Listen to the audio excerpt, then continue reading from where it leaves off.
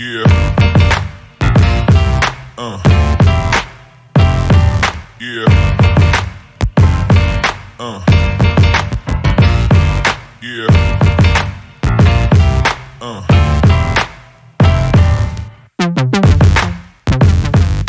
Fala galera, sejam todos bem-vindos ao nosso podcast Sinalizando o Reino, Conversas que Edificam, episódio número 47. Sejam todos bem-vindos, já pega esse link aí, já manda pra galera, pros seus amigos aí no grupo do WhatsApp. Hoje é uma data muito especial, 31 de outubro de 2023, dia da Reforma Protestante, 506 anos da Reforma Protestante. Vocês já viram aí que a mesa já está aqui posta e nós vamos conversar bastante sobre esse assunto. Mas se você quiser ajudar a gente, já deixa seu like aí no vídeo, nesse podcast, nesse episódio. Compartilha com a galera, se inscreve no canal, estamos chegando a quase 700 membros, né? Inscritos, estamos precisando aí chegar a 1000 esse ano, você aí vai ajudar a gente a cumprir esse desafio. E você também pode ouvir pelo Spotify, você que está, né, andando aí de bicicleta, você que gosta de ir para academia, você que é dona de casa, quer lavar a roupa, lavar a louça, varrer a casa aí ouvindo um podcast, um conteúdo, né, legal. Você pode entrar no Spotify, só você digitar podcast Sinalizando, que você vai achar lá nossos episódios e também dar um like lá, tá ok? Tô aqui com esses dois feras, já conversamos bastante aqui em off, muito assunto legal e tô muito feliz de receber vocês aqui. Eu vou deixar vocês se apresentarem direitinho e vocês podem olhar para essa câmera aqui, mandar um abraço para quem vocês quiserem. E a gente vai ter um tempo de qualidade agora de mesa, falando um pouco da Reforma Protestante. Esse episódio específico da Reforma Protestante, uma conversa teológica, uma conversa muito aberta. Já brinquei com eles aqui, tudo que eles, né, tudo que for falado aqui é de extrema responsabilidade deles, mas eu tenho certeza que vai ser muito edificante, vai ser muito bom. A gente vai aprender muito hoje aqui, tá ok? Fiquem à vontade para se apresentar aí ao público do Sinalizando o Reino. Número de mais velho. Já começaram assim, né? Boa, jogou, boa. Bom, meu nome é Thiago, sou casado com a Marcelen, pai do Bernardo e do Benjamin e membro da comunidade Batista Boraí. E é um prazer estar aqui com você. Obrigado pelo convite, Rafael. Te acompanho já há um tempo e admiro o teu trabalho aí de dar visibilidade aí, uma boa teologia, uma boa conversa aí, como é o tema do podcast Conversa que Edifico. Amém. Eu sou o Matheus Amarante, sou casado com a Jéssica, quero mandar um beijo pra ela, inclusive. Aí. Me deram a dica de fazer isso aqui antes, né? Então, um beijo, meu amor. Sou pai da Aurora e da Lúcia, que tá no forninho aí, em janeiro, tá chegando a nossa segunda filha. Sou pastor da comunidade batista de Itaboraí, aqui no centro de Itaboraí. Sou formado em teologia pelo seminário Martin Butzer e também, se você me permitir fazer o jabá, tem um podcastzinho também, recomendo você dar uma conferida, um podcast sobre ministério pastoral chamado Conversas à Mesa. Depois dá uma conferida, a gente tem apenas alguns episódios, mas tem sido bem bacana e é uma alegria poder estar aqui hoje também, participar desse podcast e contribuir de alguma forma, né? Show de bola. Na descrição do vídeo a gente vai colocar lá o link, né? Se o pessoal quiser acessar também o podcast seu lá. Legal, obrigado. Né, dá essa moral pra vocês aí, tá bom? Mas é uma alegria receber vocês aqui numa data tão importante, né? Que muito se fala, hoje a gente tem bastante conteúdo na internet e bastante conteúdo bom e também bastante conteúdo ruim. A gente tem que ser honesto, né? E qual é o motivo de trazer vocês aqui, né? Para a gente poder falar aqui, porque a gente, por ter muito acesso hoje à internet, a gente escuta muita gente de fora, muito de longe. Né? E é uma bênção, né? A internet tem essa riqueza, né? Essa ferramenta para a gente hoje. Mas a ideia do podcast Sinalizando o Reino, a galera que tem acompanhado já há um tempo, é a gente sentar na mesa com gente daqui, gente de perto, que a gente pode conversar, que a gente pode olhar no olho, né? E valorizar a galera aqui da cidade, a galera que tem feito um bom trabalho, tem se esforçado para fazer uma boa teologia, a galera da música também que vem aqui, que faz música, né, de qualidade. Então a gente tem esse espaço aqui, Sinalizando o Reino, para isso. A gente conversar, para a gente trocar uma ideia. Nem sempre vamos concordar em tudo, e isso é muito bom, isso é legal, que a gente vai crescendo nisso, é muito legal isso. Mas a gente veio falar hoje aqui sobre a Reforma Protestante, né? E 31 de outubro, dia da Reforma Protestante. Para a gente começar essa conversa, a gente precisa fazer um pano de fundo, né? Concorda? Sim, com certeza. Primeiro, de repente, você que está tá aí pela primeira vez, nunca ouviu falar desse termo, né? Reforma protestante. Para você, 31 de outubro é dia do Halloween somente. Mas é muito mais do que isso, né? E a gente vai explicar, fazer essa introdução, o que é reforma protestante, o que foi a reforma protestante. E aí vocês ficam à vontade, que eu só estou aqui sentado aqui só aproveitando a aula. Quer começar, Tiago? O mais novo agora. Bom, acho que, tentando resumir um pouco do que foi a Reforma Protestante, né, ela foi um movimento de reforma religiosa, né, que aconteceu ali no século XVI, início da primeira metade ali do século XVI, que foi justamente, ela tem o seu início ali, deflagrado o início da reforma ali com Martinho Lutero, a ficção dali, as 95 teses contra as indulgências na porta da igreja de Wittenberg, e ali, por conta dos desdobramentos que saíram dos debates relacionados a tudo isso aí, tem-se o início desse movimento de reforma, que não é um movimento, assim, vamos dizer, único, né? Não começou somente com Lutero, você tem outros movimentos de reformas acontecendo na Europa, em outras partes ali, na Suíça, com Zwingli, em outros países também, né? Em outros territórios. Mas cada um desses movimentos, eles de certa forma influenciam uns aos outros, né? E se relacionam uns com os outros, mas basicamente com o mesmo objetivo ali de retornar às origens da fé cristã, né? O entendimento era que a igreja medieval ela havia deturpado aquilo que é a essência da igreja. Então, os reformadores eles olham para aquele momento que eles estão vivendo e percebem uma distância muito grande daquilo que deveria ser a igreja segundo as escrituras, né? Muitas coisas, muitas doutrinas humanas, muitas coisas que se distanciaram muito das escrituras. Então, eles têm um movimento de retornar essas fontes primárias, a retornar às origens da onde a igreja deveria tirar sua teologia, sua prática, que é as escrituras, né? E aí por isso até que a gente tem o sola escritura como sendo o fundamento, como as escrituras sendo esse, a gente geralmente fala, né, manual de fé e de prática, no qual eles entenderam que a igreja romana ali, a igreja medieval, havia colocado tanto a tradição quanto o magistério da igreja em pé de igualdade ou até mesmo acima das escrituras, né? E aí eles têm esse movimento de, olha, não, a gente precisa retornar ao que as escrituras nos ensinam sobre doutrina, sobre igreja, né? Então, de certa forma, esse é o grande objetivo da reforma protestante, né? Inicialmente não de fazer uma separação, mas como o próprio nome diz, trazer uma reforma, o que não foi possível, né, devido à estrutura toda ali da igreja romana na época, uma estrutura que não era só religiosa, influenciava também a sociedade, a política, os reinos, né? Então, o que aconteceu foi que acabou se gerando essa separação e começando aí o movimento de igrejas protestantes, né? Movimentos, alguns deles isolados. A gente tem ali no início do século XVI ali talvez 3 grandes movimentos de reforma, que é a reforma luterana com Martinho Lutero, a reforma que depois fica conhecida como Reforma Reformada. Na Suíça começa com Zwingli, depois João Calvino assume ali a grande liderança da reforma na Suíça, principalmente em Genebra. E você tem a Reforma Radical com os anabatistas, né? Que são movimentos independentes e outros movimentos também que surgem nessa época, todos eles com esse mesmo objetivo, né? De retorno às escrituras, de retorno aos ideais bíblicos, né? Muito bom.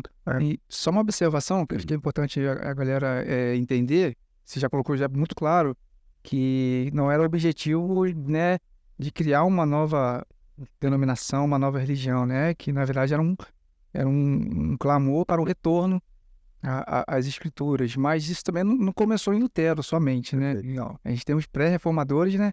Você fez o dever de casa, os pré-reformadores que já levantavam a voz, né, fazendo esse protesto, né, em relação a esse desvio, né, da igreja da época das escrituras, né? E aí alguns deles, se não me engano, qual o nome do pré-reformador, gente? Esqueci. John Hux, né? Que foi o que falou, né, 100 anos antes, né? Hoje vocês estão matando um ganso, acho que aí o cisne vai vir na frente. Isso aí. E aí, né, depois Lutero vem e fixa, né, essas 95 teses na porta lá do castelo. E aí? Eu acho que é isso mesmo, né? Um excelente resumo foi feito. Eu gosto muito da definição de reforma, né? Tem um autor que eu gosto, que é o Carl Trueman, que ele fala que a reforma foi um movimento de devolução, de devolver Deus à igreja que havia sido afastado dela, né? Então ele é Deus atuando para ele voltar para dentro da igreja por meio de Jesus Cristo, conforme ele se revela na Escritura. Então, com isso tudo, acho que resume tudo foi falado, né? É um movimento de resgate da autoridade da Bíblia, é um movimento de resgate da soberania de Deus da salvação, né? Então, em pano de fundo, é um movimento teológico, né? Se você observar, né, o que Lutero, embora a gente às vezes tenha uma visão de que Lutero esteja atacando práticas, isso de fato acontece, ele está atacando práticas, sobretudo a indulgência, mas por trás disso tudo ele está atacando uma teologia muito ruim, né? Que é uma teologia que não tinha mais nada de Bíblia, não tinha mais nada, não é uma teologia mais que se debruçava sobre o Deus das Escrituras. Era uma teologia que existia para sustentar um sistema de poder, um sistema de manipulação de massas, um sistema de manipulação de consciências. Então, completamente desprovido de Deus, Deus completamente afastado. Então, eu gosto muito dessa definição, né, que é um movimento de trazer Deus de volta para a igreja, Pro centro. conforme ele se revela nas Escrituras, conforme ele se revela em Jesus Cristo por meio das Escrituras. Então, Interessante também que foi num tempo propício, né? Porque a gente pode aqui deixar muito claro, né, que Deus, né, é o Deus Senhor da história, né? Nada surpreende Deus, né? E o tempo que essa reforma aconteceu foi muito propício porque tem um plano de fundo histórico, tirando a questão religiosa, até a questão política, né? Tem a questão econômica ali, sim, que os reis já estavam também, né, sim, muito tempo já se submetendo à autoridade da igreja, né?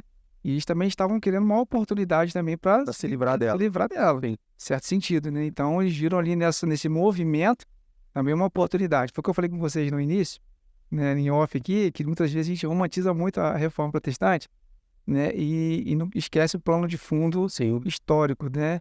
E muita coisa também ruim aconteceu dentro desse período aí na história, né? Que aconteceu. Mas vamos falar um pouquinho sobre isso. Você tocou num ponto importante, que você fez um paralelo que eu já vi um autor fazendo com quadro, igual Jesus, né? Paulo fala que Jesus chegou na plenitude dos tempos, né? Lá em Gálatas 4. Ele fala lá em Gálatas 4 que Jesus apareceu na plenitude dos tempos. Ou seja, a ideia ali é de que tudo se encaixou para que naquele tempo ele aparecesse, de forma que o evangelho, porque você já tinha o Império Romano estabelecido, você já tinha estradas, já tinha comércio, você já tinha a filosofia grega já sendo até questionada. A questão da linguagem. Linguagem, exatamente. Então, Jesus chega no momento ideal. Você fez esse paralelo, agora me lembrou que já tem autores que fazem também esse paralelo, né? Lutero, em 1517, lembrando que os descobridores, né, do Brasil, não sei se você gosta, depende do termo que você utiliza, mas em 1500 Pedro Álvares Cabral já estava aqui, né? Então você já tinha a América do Sul praticamente toda descoberta, você já tinha as rotas marítimas com a Índia, com a África estabelecidas, com a China, com os países mais distantes. Então, e os navios, né, fazer uma comparação de ontem daquela época para hoje, os navios naquela época eram como se fossem as redes sociais hoje, né? Eram eles que espalhavam essas notícias. E você tem, inclusive, como ele falou, que antes você tem movimentos de pré-reforma anteriormente, mas tem um fator ali muito importante no período de Lutero, que é o surgimento da imprensa, né? Que isso traz muita força ao pensamento reformado, né? Por exemplo, quando Lutero ele coloca lá as 95 teses, ele não está fazendo nada demais. Isso era comum. Eram disputas teológicas que aconteciam, tanto que foi escrito em latim. Lutero, nesse momento, ele não tinha intenção de trazer uma teologia para o povo, para levantar as massas, como uma rebelião contra a igreja.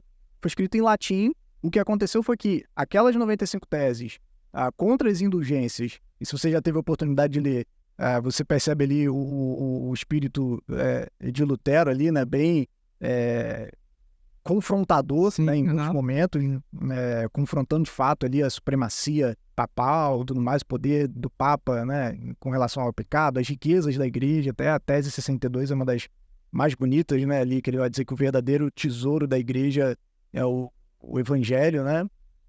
Mas a princípio aquilo ali era para ser uma disputa dentro da igreja, né? Com o clero, com os teólogos. O que acontece é que esse documento ele é traduzido e ele começa a ser distribuído, né? Com a imprensa ali e tudo mais, com a máquina de copiar ali surgindo. E aí começou-se a ganhar muita força. Então os escritos de Lutero começaram a rodar a Europa toda. Coisas que você não tinha em séculos passados. Basicamente, você tinha uma voz que se levantava contra, essa voz era abafada e o impacto que ele tinha era ali na cidade, no mínimo, mas em pouco tempo era esquecido. Então, Fazer uma correção aqui importante, que eu já ouvi muito isso, e essa semana eu ouvi alguém falando, um pastor falando, eu não vou lembrar qual pastor que foi, mas um pastor reformado, que muita gente fala assim, porque naquela época o povo não tinha acesso à Bíblia. Mas de fato não ia ter acesso porque não tinha imprensa. Sim. era Entendeu? muito caro. Né? Era muito caro e não tinha, porque você tinha que copiar à mão. Então, como é que você ia fazer uma tradução da Bíblia, que é complexa e extensa, e você distribuir, né, uma quantidade para o povo? Então, isso também influenciou esse domínio, né, da igreja da época, mas não no sentido de, assim, ela fazia de má fé também, nesse sentido, porque não tinha como fazer, entendeu? Então, a gente possibilidade de produzir. a gente precisa ser honesto, né? Ser honesto em relação a isso, porque é muito fácil de falar assim, Lutero, eu ouvi muito isso, Lutero traduziu a Bíblia e distribuiu para o povo. Só foi possível a partir dessa questão da imprensa de Gutenberg, né? Sim, sim. Porque, como a gente está falando aqui, Deus agindo na história no momento certo, para que as coisas pudessem realmente, né, pegar um vento, né, e se espalhar por toda a Europa. Então, assim, foi realmente um momento propício, né, tudo estava a favor para que realmente isso acontecesse, inclusive a proteção dos reis, dos príncipes. Tinham interesses políticos por trás também, não era só um interesse religioso. Você tinha outras motivações ali que também influenciam. Por isso, até o nome Reforma Protestante, ela vem mais do movimento político, né, dos reis e príncipes ali que estavam protestando contra essa hegemonia e domínio da Igreja Católica.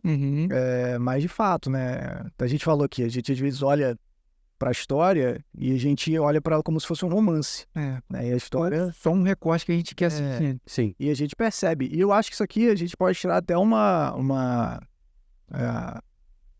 aplicação para a nossa vida, né? Sim. Que a gente olha a história de Lutero, Calvino, grandes heróis da fé, né? Aí outros homens, John Knox e tudo mais, e a gente percebe a vida deles, a gente percebe falhas. E isso é um lembrete para nós de que os nossos heróis são pecadores também, né? Os nossos melhores homens são pecadores também, né? Então, Lutero era, assim, tem grandes críticas ao caráter dele, né? Ao jeito dele, a forma dele lidar com algumas questões, até mesmo teológicas ali, a discussão, a maneira como ele tratava o livro de Tiago, né? E tudo mais, depois ele se retrata, até mesmo escritos dele, por exemplo, sobre os judeus, né, que depois vai ter reflexo lá em Hitler, que vai se basear em algumas coisas. Até mesmo movimentos dentro da Reforma, ali, que geraram revoluções, que geraram mortes. Você teve perseguição dentro do próprio movimento reformado. Falei aqui dos anabatistas, muitos deles foram mortos, né, perseguidos por próprios reformadores. Então, assim, a história não é romance. Né? A história é fato, ela está aí, existem os seus erros, existem os seus excessos. A gente olha para esses homens, olha para o lado bom deles, o que eles fizeram, as contribuições que eles trouxeram, a contribuição que a Reforma trouxe, mas a gente olha para isso também reconhecendo que os nossos heróis são pecadores, né? Isso é importante a gente deixar bem claro. Eu até falei com vocês, né, que às vezes a igreja brasileira, ela precisa de heróis, né? Vamos dizer assim, o Brasil tem muito isso, né? Tem. Então, até na política. Até na política, no cinema, né? A gente precisa de um herói da pátria que vai salvar. O Capitão América é o cara que vai salvar. Sim. Então, a gente, muitas vezes, coloca esses homens em pedestais, né? E a gente esquece que eles são seres humanos igual a gente. E muitas vezes a gente faz esses recortes, né? E a gente, poxa, cara, vivendo em outra época, dentro de uma história, dentro de uma narrativa, né, dentro de um contexto específico, né? E os homens da Bíblia também, né? Sim. A gente às vezes fala assim, mas se fosse você também, de repente você faria igual ou até pior algumas coisas, ou melhor outras. Então a gente precisa entender, né? Essa palavra é muito boa, para a gente não pode idolatrar. Né? Porque às vezes a gente fala tanto da idolatria, né? Mas a gente vai idolatrando pastores, reformadores, né? Sim. Então a gente precisa ter muito cuidado e entender que somente, né? Aí vai mais uma sola, né? Somente glória a Deus, né? Toda glória a Deus, né? Sola da glória. Isso aí seria até combatido por eles, né? Às vezes eu fico até pensando, né, se os reformadores estivessem nos vendo hoje, Rapaz, Lutero, Calvino principalmente, se ele estivesse nos vendo os posts que nós fazemos na internet sobre eles, é verdade. né? Como é que eles reagiriam Porque eles não com essa... pensavam, né? É. Assim, não era intencional, né? Eu vou abrir uma igreja, né? O Calvino, né? Os estudiosos, depois da morte dele, muito tempo depois, essa discussão sobre os conceitos, sobre... Então, assim, A própria igreja luterana, assim, se a minha memória não falha, a Lutero era contra a igreja receber o nome dele, né? isso, Assim, por isso o nome de igreja luterana. Eu acho que não respeitaram muito Pois o dele, né? o próprio calvinismo, né? Eu acho que ele ficaria escandalizado se ele descobrisse que tem um movimento chamado calvinismo pelo nome dele, né? Sendo que quem sistematiza a teologia dele, ele sistematiza a teologia da reforma, mas quem sistematiza ele é depois. É mais em Dort, nos remonstrantes no século XVII já, então quase sempre depois dele. Então tem essas coisas todas. Aí é a questão que a gente está conversando aqui de não romantizar a história, né? De não romantizar pessoas. Não tenho dúvida que muito que se atribui hoje à teologia reformada, até aos reformadores, a Calvino, por exemplo, não sei se eles reconheceriam como autoria deles ou como influência intelectual teológica deles, porque o problema de você criar ídolos, isso é uma coisa que me parece muito assim. Isso é uma questão que os reformados têm que fazer uma autocrítica, né? Você cria ídolo quando você não estuda o cara, você não lê o cara. Então você percebe assim, o cara tá citando o tempo Zwingli, Calvino, Lutero. Tá, você já leu a Instituta de Calvino toda? Não. Então você provavelmente está falando de terceiros. Né? Então você não conhece a teologia do autor, né? Você sabe o que ele pensa. Por exemplo, a gente acha que Calvino escreve Institutas para escrever sobre predestinação. Totalmente. É um dos menores tópicos que se trata, né? Eu tava falando isso na igreja, né? Calvino, no Brasil, ele é muito conhecido por causa dessa disputa soteriológica. Exatamente. Só nesse campo soteriológico. Só que, assim, a maior parte da obra dele, e as pessoas reconhecem isso, muitos teólogos reconhecem isso, é que Calvino ele é o grande teólogo do Espírito Santo, né? Esse é um dos principais tópicos da obra dele, da vida dele. Ele fala muito sobre o Espírito Santo, a influência do Espírito Santo, a importância do Espírito Santo para a igreja. E a gente acaba... Muita gente torce o nariz quando ouve calvinismo, porque liga essa questão a livre-arbítrio e predestinação. E esse é um tópico que, assim, muito pequeno dentro da obra dele. Sabe? Tem a biografia dele interessante que fala do Calvino como pastor. Cara, lindo demais. Depois eu vou tentar lembrar o nome aqui do livro. É uma coletânea que tem de vários reformadores, né, homens da história. E aí eles falam exatamente do pastor João Calvino. Sim. Do cuidado dele teológico, da questão da pregação expositiva, da questão dele quando ele é expulso de Genebra e ele para um sermão no meio e quando ele volta para Genebra, ele volta no meio, no versículo posterior ao que ele parou. Salmos. Eu acho que foi Salmo. Então, assim, o zelo dele, ele doente, então, no livro vai dizer lá que ele podia ficar em casa porque ele estava doente, mas ele pediu para ser levado para a igreja, na maca, para ele poder terminar a pregação dele. Então, assim, do pastor Calvino. Aí, o que acontece? Aí, aqui naquela história que a gente já ouviu aqui, né? Quando começa lá, passa nos Estados Unidos, chega no Brasil, o negócio fica zoneado. Sim. Então, a gente precisa ter muito cuidado com as fontes, né? Que a gente escuta, a gente precisa ler, a gente precisa buscar conhecimento. E é muito importante esse bate-papo justamente para isso. Para a gente não romantizar, para não idolatrar, mas também para não descartar. Sim. Total. Não, a gente precisa... Por exemplo, existem muitas biografias que são totalmente romantizadas. E a gente lê muito dessas, assim, né? Tem livros aí que marcaram gerações e você vai ver histórias de caras totalmente romantizadas, só fala o lado bom. E a gente precisa olhar para as contribuições, entender que são homens... Até a observação que algumas pessoas trazem sobre a reforma, o impacto que ela teve na Europa não foi maior porque você teve ali um problema entre Lutero e Zwingli na questão da ceia, né? De como era entendida a ceia, da presença de Cristo na ceia, como é que era visto aquilo ali. Eles não chegaram a um consenso e talvez a reforma não teve um impacto maior na Europa porque um dos dois abriu mão e um dos dois chegaram a um consenso e aquilo ali acabou diminuindo um pouco o impacto que a reforma poderia ter. Então, assim, a gente precisa de fato olhar. Claro, são homens que a gente tem que perceber, reconhecer de fato que foram usados por Deus, mas são homens, né? Eu lembro, tem uma frase que o pessoal coloca muito a Lutero, que diz assim, Lutero gastava suas melhores 3 horas orando. E só que tem uma carta, se eu não me engano, que ele passa para um amigo e diz assim, quem dera, me atribuem isso à minha pessoa, mas às vezes eu passo semanas sem conseguir abrir a Bíblia, sem conseguir orar, né? Então, assim, a realidade é diferente. É verdade. A realidade é diferente. Eu acho que o desafio é esse, é você romper essa barreira romântica e você chegar no ser humano lá, que tinha os seus problemas, né? As suas batalhas, e entender que ele foi uma pessoa do seu tempo, entendeu? Porque pra gente não achar que hoje a gente precisa de um novo Lutero, entendeu? De um super-herói pra mudar os rumos da igreja. Não, são pessoas normais, igual tá aqui, ó, sentado na mesa, conversando. E até o movimento de fora, né? Porque assim, Lutero ele não é um papa protestante, né? Em G. Não. Pensei que foi. Nenhum deles são, né? Às vezes algumas visões de fora é que a gente tem que concordar com tudo. Não, o Lutero falou isso, Lutero estava errado. Eu não concordo com o Lutero nisso. Ele errou, ele é falho nisso, né? Ou algum outro reformador. Assim, para ser justo, né? Você está comentando sobre isso, o movimento o pós-reforma ali, virada do século XVI para XVII, foi um momento muito dividido, né? Então, você vê que literalmente ali, aí volta o que você falou sobre Deus cuidando da história, parece que Deus não quis que o legado da reforma fosse um novo império religioso. Entendi. Ou seja, é muito claro que você vê a igreja ortodoxa, ela, somente o Oriente ali, Rússia, que foi que teve um racha com a igreja de Roma, já antes, na Idade Média, criou um império.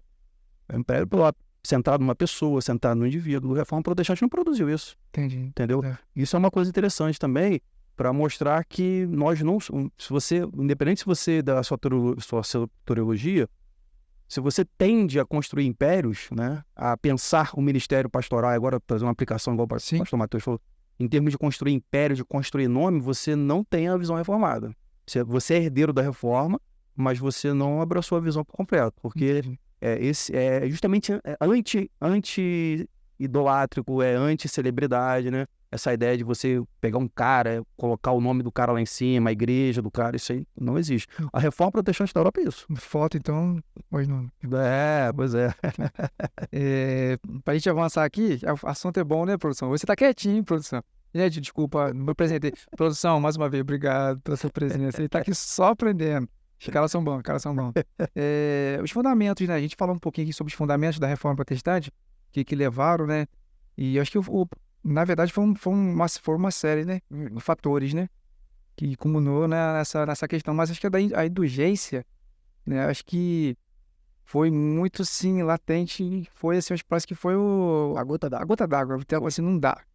Aí não dá, você vai comprar um perdão e isso deixou ele muito indignado, né.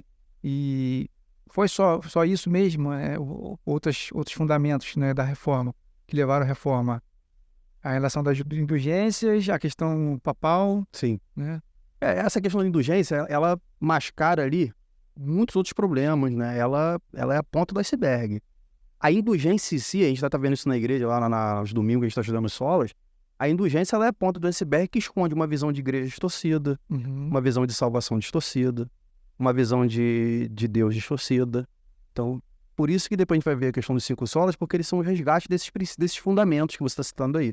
Então, a indulgência ela é tudo isso somado. Então, o produto final de uma teologia errada, de uma visão de Deus errada, de uma visão de Cristo errada, da salvação, da igreja, do próprio ser humano e do mundo, culmina lá na porta de lança, em popular, na venda da indulgência. Não, essa ideia de que a igreja define quem é salvo e quem não é, essa ideia de que o esforço humano ele precede a soberania e a graça de Deus. As obras, né? Obras, exatamente. Então é toda uma visão invertida, né, do que a Bíblia propõe, né? E isso é interessante, até por isso que Lutero relutou muito ainda com a carta de Tiago, né? Porque isso era muito forte. Né? Por isso que eu gosto dessa questão do Lutero tá tendo uma teologia errada. Entendi. Porque às vezes a gente foca nas obras, então senão a gente pode ficar pensando assim, vamos caçar as obras erradas de hoje, né? Lá do espírito caçador, né? Vamos reformar de Jal.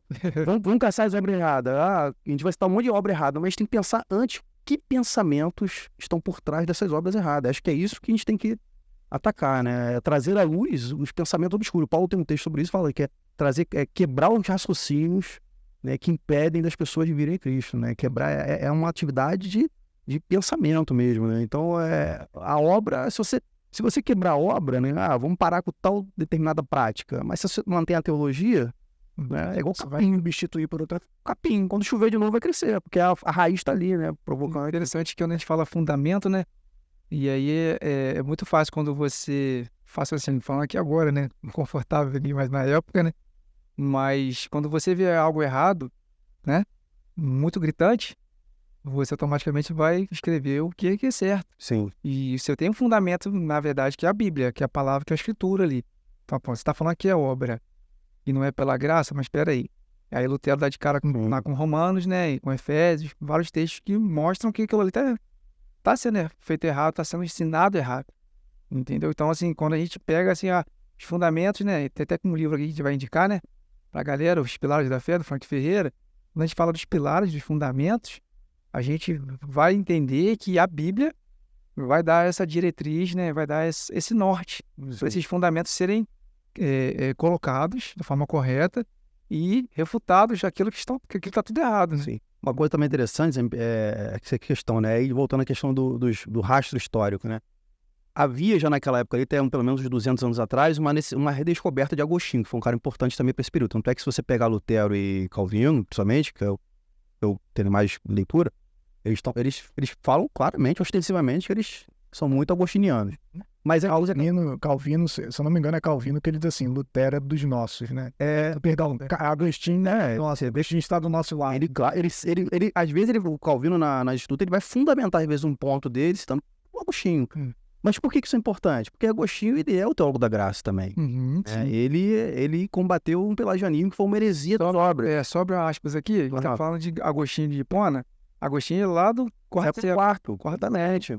Porque nesse meio do caminho, entre Agostinho e Lutero, houve um cara que foi muito influente, foi o Tomás de Aquino. Então que aí entra uma questão mais histórica, dos escolásticos, essa ideia de uma fé mais racional, mais intelectualizada, vamos dizer assim. Então ele meio que criou uma nuvem, uma sombra, que afastou a Igreja da Graça. Então, há uma redescoberta de Agostinho, isso a gente não pode negar, e essa redescoberta meio que também catalisou, né? Ela foi um combustível para a reforma. Então, ou seja, aí o pastor falou no começo, é um movimento de retorno. Sim, nada novo. Você volta a Agostinho, na verdade você está voltando a Paulo. Porque você tropeça, você cai em Paulo, entendeu? Então, a patrística ali, né? Dá um pulo ali dos apóstolos. Então isso é importante também, ver como é que as coisas estão conectadas na história e no tempo, né? Interessante a gente colocar também aqui, que é importante, né? Que não tem nada novo hoje. Tá tudo já fechado, revelado, né? Então, às vezes as pessoas falam assim, vou fazer algo novo. Na verdade, tudo que você lê hoje, que você estuda hoje, sim, muita gente para trás já debruçou, já pesquisou, já falou, já pregou, já tá tudo ali. Então, muitas vezes a gente acha que está descobrindo isso é importante. Valioso. Geralmente o herege, ele gosta de falar que tem novidade. Então a gente tem muito que... Aí, galera, fica a dica aí. Pro erro. Pro erro também, né? Não há nada novo pro erro também. Geralmente você tem um erro numa roupagem nova. Sim. Mas, assim, por exemplo, muito do que a gente vê, muitos erros na igreja hoje, assim, quase que um gnosticismo puro, às vezes, algumas coisas assim. Só tem uma roupagem nova, uma linguagem atualizada, mas isso até, não sei se foge um pouco do escopo da conversa, é reflexo até um pouco da maneira como a igreja atual ela se sente mais elevada, né? Porque é nova. E a gente acaba rejeitando toda uma tradição, né? Às vezes a gente fala, tem gente que ouve tradição e sente frio na espinha, né? Mas nós somos herdeiros de pessoas que viveram antes de nós, né? Homens e mulheres que foram infinitamente mais piedosos do que nós, que interpretaram a Bíblia antes de nós, que estavam amparados aí, como diz a expressão, não sei, atribuem ela a tantas pessoas sobre os ombros de gigantes, né? E por isso eles enxergavam mais longe. E às vezes a gente, no nosso afã da nossa arrogância, né? C.S. Lewis, ele chama isso de snobismo cronológico. É a sensação de que tudo que é novo é melhor do que o que veio no passado, né? Então a gente tem a sensação de que porque nós estamos aqui, século XXI, 2023, nós somos mais avançados do que todo mundo que viveu antes. Somos mais iluminados do que todos eles. E às vezes a gente está batendo cabeça com problemas que às vezes já foram debatidos lá atrás. Já foi resolvido. Foi resolvido. E a gente acha que a igreja cristã começou quando você se converteu. E a igreja abriu as portas. Não, cara, já existe uma nuvem de testemunhas antes de nós que estão aí pensando igreja, afirmando igreja. Mais uma vez, a gente precisa olhar para trás com um olhar crítico. Sim, a gente não coloca a tradição em pé de igualdade com a escritura, nem acima da escritura, mas a tradição ela é importante, ela está submissa às escrituras, né? Quando ela está debaixo da escritura. Sim. Então a gente precisa aprender a olhar para trás, a reconhecer o lastro histórico que a gente pertence, inclusive como senso de identidade, né, cara? A gente pertence a uma história que é muito maior do que eu mesmo, sabe? A gente pertence a uma história que vem de homens e mulheres há séculos antes de nós, que confessaram a mesma fé que nós, né? A fé cristã, ela é uma fé que vem pelo compartilhar, né? A gente tem lá Cristo compartilhando com os apóstolos, e depois a gente vê os apóstolos compartilhando essa fé, né? Paulo instruindo Timóteo, né? O que você ouviu, aprendeu de mim, diante de muitas testemunhas, ensina homens aptos a ensinar para outros, né? Você tem essa roda girando de geração em geração. Se a gente está aqui hoje é porque teve gente que foi fiel ao evangelho lá atrás. Então, o grande desafio para a nossa geração hoje é justamente nós sermos fiéis em levar o evangelho para a próxima geração. Então, hoje a gente sofre muito desse senso de somos mais elevados, né? Somos melhores. Eu acho que muitas coisas para corrigir alguns erros é simplesmente a gente... Eu acho que nós somos uma geração que não valoriza a história. Sim, não. Seja ela religiosa ou história da humanidade, né? Uma forma geral. O snobismo é orgulho, né? Então, assim, olhar para trás é uma atividade de humildade, né? Com Você certeza. perceber que muitas pessoas já passaram o que você está passando hoje e tiveram respostas para isso, né? Eu vou dar um exemplo, assim, você vê, a própria Bíblia dá um exemplo, né? Paulo, quando ele começa o ministério dele, ele não vai fundar a igreja, ele vai para sinagogas, entendeu? Ele começa a pregar dentro de sinagogas, que eram eventos e reuniões judaicas. Para você perceber que ele não enxerga uma ruptura cronológica. Jesus não representou para ele uma ruptura do tempo. Não representou para ele abrir mão da genealogia dele, do passado dele. Ele abre mão no sentido existencial. Olha, tudo que eu era como fariseu ficou para trás em Cristo. Mas eu continuo pertencendo a Israel. As promessas de Israel eu continuo acreditando nela. O Jesus que hoje eu estou pregando a vocês é o Jesus que foi prometido pelos parceiros. Uma sequência. Então, essa sequência histórica, e particularmente eu falo que eu tive uma crise muito grande quando eu comecei a ler Spurgeon, por exemplo, né, que talvez foi minha porta de entrada com a teologia reformada, lá pelos idos de 2004, 2005, eu tinha, sei lá, 18 anos, e eu falei, poxa, por que a minha tradição não lê esse cara? Por que eu não tenho acesso? Por que a minha tradição não comenta? Por que esse cara não é conhecido? Por que visão de mundo a minha tradição tem que tudo começou em 1900 para frente? Eu comecei a perceber que há falhas, entendeu? Entendi. A gente tem dois problemas, né? A gente tem o problema de você romantizar o passado, mas também o problema de ignorá-lo, né? Então, eu acho que uma visão equilibrada é você olhar para trás sabendo quais são as limitações e as virtudes daquelas pessoas que te referenciam hoje. Isso é uma coisa que a gente tem que resgatar. E reconhecendo que o Espírito Santo atuava naquela época também, né? Sim. Isso aí. O Espírito Santo também usou homens e mulheres no passado. Então, às vezes, isso é até a gente olha assim, mais uma vez, olhando para o nosso tempo, a gente reconhece, sim, tem muita gente nessa questão do snobismo, né, da arrogância, que às vezes olha e fala assim, não, mas eu não acho que a Bíblia está dizendo isso. Para mim esse texto significa, cara, assim, com todo respeito, quem é você na fila do pão? A gente precisa baixar um pouco a bola e aprender o que gigantes, né, falaram antes da gente, aprender com eles, refletir com eles, pensar com eles, né, para que a nossa interpretação, inclusive essa é uma das coisas da reforma, né, a reforma ela nunca teve a intenção de que a gente interpretasse. Isso que eu ia falar, tô aqui na agulha para perguntar isso. Né? Que a gente, cada um interpretasse. Livre acesso, mas não livre interpretação. Exatamente, é o livre exame ali. A ideia era que as pessoas tivessem as escrituras mais acessíveis, para que elas pudessem examinar, ver, ter acesso ao texto bíblico, mas jamais com a intenção de ter esse niilismo hermenêutico, né? Vamos dizer assim, cada um interpreta de um jeito. Cada um começa a pregar o que você acha que está certo. Você acha que é certo, tá certo. A minha verdade, a sua verdade, a tua verdade, e vira esse texto para vira Babel, né? Fica isso. Para você significa o quê? Parece que não funcionou muito, né? Não. E tá em voga hoje isso, né? Você falou isso aí, eu tava vendo um vídeo esse dia do rapaz falando, independente do que o texto diz, isso é anti-reforma. Isso é completamente anti-reforma. Vamos dar continuidade aqui, rapaz, bom demais, hein? A importância, né? A gente falou aqui, fez o plano de fundo, né? E falou um pouco dessa questão da idolatria, que a gente tem que evitar. Mas, assim, qual foi realmente a importância da reforma protestante para vocês? Sei que já falaram um pouquinho, mas para a gente sintetizar, a gente fala assim, isso foi importante porque a partir daquilo ali aconteceu isso, especificamente. Qual foi a importância? Aí eu vou aumentar a pergunta, né? A importância da época, né? E para hoje também. Qual a importância da Reforma Protestante, que já tem aí 506 anos, estão completando hoje? Eu diria assim, que num primeiro momento é o restabelecimento das escrituras como central na vida da igreja, né? E a partir disso você tem impacto em todas as outras áreas, né? Esferas tanto eclesiásticas dentro da igreja, de governo, de igreja, de como a igreja se estrutura, a própria compreensão do que é a igreja, né? Que foi um tópico que os reformadores debateram bastante, o que é a verdadeira igreja, né? Tanto que até a gente estava falando aqui, quando eles rompem com a igreja medieval, eles rompem com o reconhecimento que eles estão rompendo com uma falsa igreja. Né?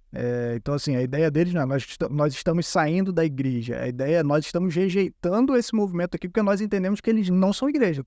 Né? Então, por isso aí você precisa surgem outras igrejas, né, referentes aí que saem desse movimento, mas eu acho que a centralidade das escrituras na vida da igreja e posteriormente na vida do crente, né? As escrituras direcionando como eu penso família, como eu penso trabalho, como eu penso sociedade, como eu penso cultura, qual é o meu envolvimento com aquilo que antes era profano, né? Essa separação entre secular e entre sagrado e profano. Então, o resgate de que toda a vida do cristão ela é coram Deo, né? Diante da face de Deus, uma expressão ficou cunhada muito pelos puritanos ingleses, né? Essa ideia de que, cara, toda a minha vida ela é vivida diante da face de Deus. Então, tudo o que eu faço, quer seja dentro da minha casa, quer seja no âmbito público, quer seja dentro da igreja, eu estou fazendo para a glória de Deus, estou fazendo diante da face de Deus. Então, eu vejo que talvez um dos grandes impactos da Reforma Protestante foi justamente esse retorno da centralidade das Escrituras na vida da igreja e do crente, né? Uma nova mentalidade, né? Sim. Nova mentalidade. Eu concordo, assim, para mim o primeiro a bomba atômica é liberar a Bíblia. De fato, a reforma liberou a Bíblia, né? Eu gosto até que Lutero, aquela frase do Lutero, ele fala, eu não fiz nada, a palavra fez tudo. Né? Então, realmente, o Calvino tem uma frase, eu até esqueci, minha memória fica ruim, mas ele tem uma frase que quando ele está em Genebra, ele fala, acho que a luz brilhando nas trevas, né? A luz que irradia nas trevas. E a luz ali era a revelação de Deus conforme a Escritura. Então, não há dúvida. Eu acho que onde era tenebras. Tenebras. Onde havia trevas, agora a luz. Após as trevas, vigora a luz. Então, essa luz ali era a revelação de Deus. Sabe a posição, tô pensando que tudo dele. Excelente, hein? Já tem a Bárbara, tem tudo, já tá... Então, careca. Mas assim, tem uma outra coisa, porque assim, eu, nos últimos 2 anos, principalmente, eu tô direcionando minhas leituras mais para entender os efeitos da reforma fora da igreja, né? Uma coisa que eu acho bonito na reforma é da ideia do indivíduo, né? Do ser humano, né? Essa ideia do ser humano como imagem de Deus. Isso é uma ideia muito forte, porque você, naquela época da igreja católica, você como indivíduo, você não tinha valor nenhum, né? Você era a sua tribo religiosa, que era a igreja católica. Então, os reformadores, essa ideia do sacerdócio universal e individual, essa ideia de você perante Deus. Claro que existe uma distorção disso moderna, ateia secularista, que é a do individualismo. Mas essa ideia do homem como imagem de Deus, da mulher como a imagem de Deus, por exemplo, vai fundamentar movimentos na história como democracia, justiça, direitos humanos, essas coisas todas. Você vai falar de escravização, você vai falar de movimentos, né, que a reforma contribuiu para liberar a sociedade dessas mazelas. Mas com base no quê? Com base nessa ideia do ser humano como imagem de Deus. Porque era uma influência muito forte naquela época. Os reformadores resgatam isso. Isso é uma análise mais assim, do ponto de vista da sociedade, né? É uma coisa que eu acho muito bonita na reforma. Hoje o que você vê no ser humano é o fruto do... Está se destruindo, obviamente. Sim. Vou dar um exemplo clássico. Né, o casalzinho na classe média alta no Brasil andando com seu cachorrinho e dando água para ele no shopping. Isso para mim é o grande exemplo de que o paganismo está surgindo de novo. O neopaganismo está surgindo, vou usar aqui o termo do Peter Kraft, que é um autor que eu gosto. Esse neopaganismo que está novamente rebaixando o ser humano como imagem de Deus, porque é uma coisa que Satanás odeia o ser humano, né? Então você tem Estado definindo como é que o ser humano nasce, quem é que nasce, quem é que morre, né? Pelo aborto. E agora você também tem o Estado definindo quem é que morre, pela eutanásia. Então tudo isso, aí que eu falo com vocês, que eu gosto de falar, que ideias estão movimentando esses comportamentos? A gente tem que estar preocupado com isso. Por trás ali. Exatamente. Então você está... esse legado da reforma ele está sendo desconstruído na sociedade, que é essa ideia do ser humano como precioso aos olhos de Deus. Então isso é um ganho que eu acho importante Não, legal. também pontuar. E não, até aqui ó, a sequência aqui da minha pergunta seria em relação a essa questão mesmo da influência, né, da reforma na cultura da época, né? A gente sabe que grandes universidades que existem até hoje, né, saíram, né, da questão da reforma. Eu vou começar porque você estava falando, eu estou me lembrando de quando eu era garoto, ensino médio, universidade, não sei se tu é. É só 5 anos. Só vou pedir pra você afastar só o seu microfone Tá. um pouquinho. Isso. Eu lembro que eu estava um argumento, assim, os ateus adoravam esse argumento. Vai olhar os países ateus na Europa, são todos ricos. Aí ele dava os exemplos. Holanda, Suíça, Suécia, Alemanha. Só que, aí o snobismo histórico, né, aquele cronológico que o Matheus citou aqui, que esses países que foram berços da Reforma Protestante, o que esse cara, na verdade, está dizendo, ao argumentar que esses países ateus são ricos, na verdade, esses países são ricos, eles são herdeiros da Reforma. Porque eles romperam com uma forma de ver o mundo e absorveram uma forma de ver o mundo de forma bíblica. Só que hoje esse país que ele é ateu, que de fato ele é secularizado, agora a gente tem que conversar sobre esse país daqui a 150 anos. Porque os frutos desse ateísmo, dessa secularização, dessa neopaganização, lá na frente vai se traduzir em pobreza, destruição social. Desconstrução. Exatamente. Você quer falar por exemplo, do Império Romano, você quer falar do Império Romano no século I ou no século V? Igual o cara que fala do Império Romano no século IV, na época de Agostinho, acabando o Império Romano, ele fala, o Império Romano é glorioso, porque o Império Romano era pagão, mas o Império Romano depois caiu. Então você tem que pensar, isso que é a questão. Então, os países hoje que a gente reputa como ateus e ricos são países que foram berços da Reforma Protestante. Esses países aplicaram praticamente ipsilitris os conceitos os fundamentos da Reforma Protestante. Isso vai acabar uma hora, a gente sabe disso. Mas hoje o que você está vendo é o passado. Por influenciar diretamente, né? E acho que vale ressaltar até que o fato deles serem majoritariamente talvez ateus hoje não é porque eles vêm de um berço reformado, de movimentos posteriores, Sim. liberalismo teológico, Sim. e invadiu ali a Europa e Aquela questão que você falou, da geração para geração, né? então Foi diminuindo, não foi passando a tradição, né? Vamos dizer assim, a tradição da fé reformada, né? E aí, um jovem que não escuta, né, sobre o passado, Sim. vai escutando só aqui da atualidade. Ele acha que começou quando ele nasceu. É, isso aí. E então, eu fiz questão de fazer isso, que às vezes a pessoa pode falar, tá vendo? Lá atrás eles aderiram à reforma e olha como é que eles estão. Pois é. Não foi por causa da reforma. Pois é. O resultado foi por causa de movimentos posteriores, principalmente no século E eles abraçaram o período XIX, que principalmente aconteceu o quê? Entrou dentro dos seminários, né? E aí formou pastores incrédulos. E aí esses pastores incrédulos foram para suas igrejas e... Deixa eu fazer um paralelo aqui, não sei se tem a ver, tá? Vocês me corrijam aí. Foi nesse período aí que entrou a questão da teologia liberal, dentro desse processo de afastamento ou de distorção teológica dentro da Europa. Você tem na Europa, no século XIX, É uma curiosidade. no século XVIII, 1700 alguma coisa, um evento chamado Iluminismo, né? Sim. Isso a gente tem que começar a refletir dali. Certo. Que é Rousseau, esses caras todos iluministas que querem libertar a sociedade da religião. Você tem uma Europa reformada, né? você tem uma Europa... Isso, exatamente. Você tem um movimento contra a reforma secular. Você teve um movimento contra a reforma da Igreja Católica, com o Concílio de Trento, tentando voltar atrás, tentando debelar ali o movimento da reforma, mas depois você tem a Séculos das Luzes, ali que nasce a teologia liberal. Por quê? Pressupostos. Racionalismo, materialismo, deísmo, são conceitos que pensam a sociedade sem a existência de Deus. Isso foi muito forte, descambou para os séculos seguintes e a teologia acompanhou isso. Acompanhou, né? Você tem uma coisa que o professor Jonas Madureira, que é um professor do nosso seminário, fala que eu gosto muito, é que você tem nesse período um descolamento dos seminários teológicos das igrejas. Os seminários, como você falou aqui, você tem as universidades, que são legado primários da Reforma Protestante, não há dúvida. Mas essas universidades, a igreja começa a crescer muito, uma igreja não consegue formar pastor. Então, você vai formar pastores em escala industrial. Vai para o seminário, vai para a universidade. Beleza, excelente iniciativa.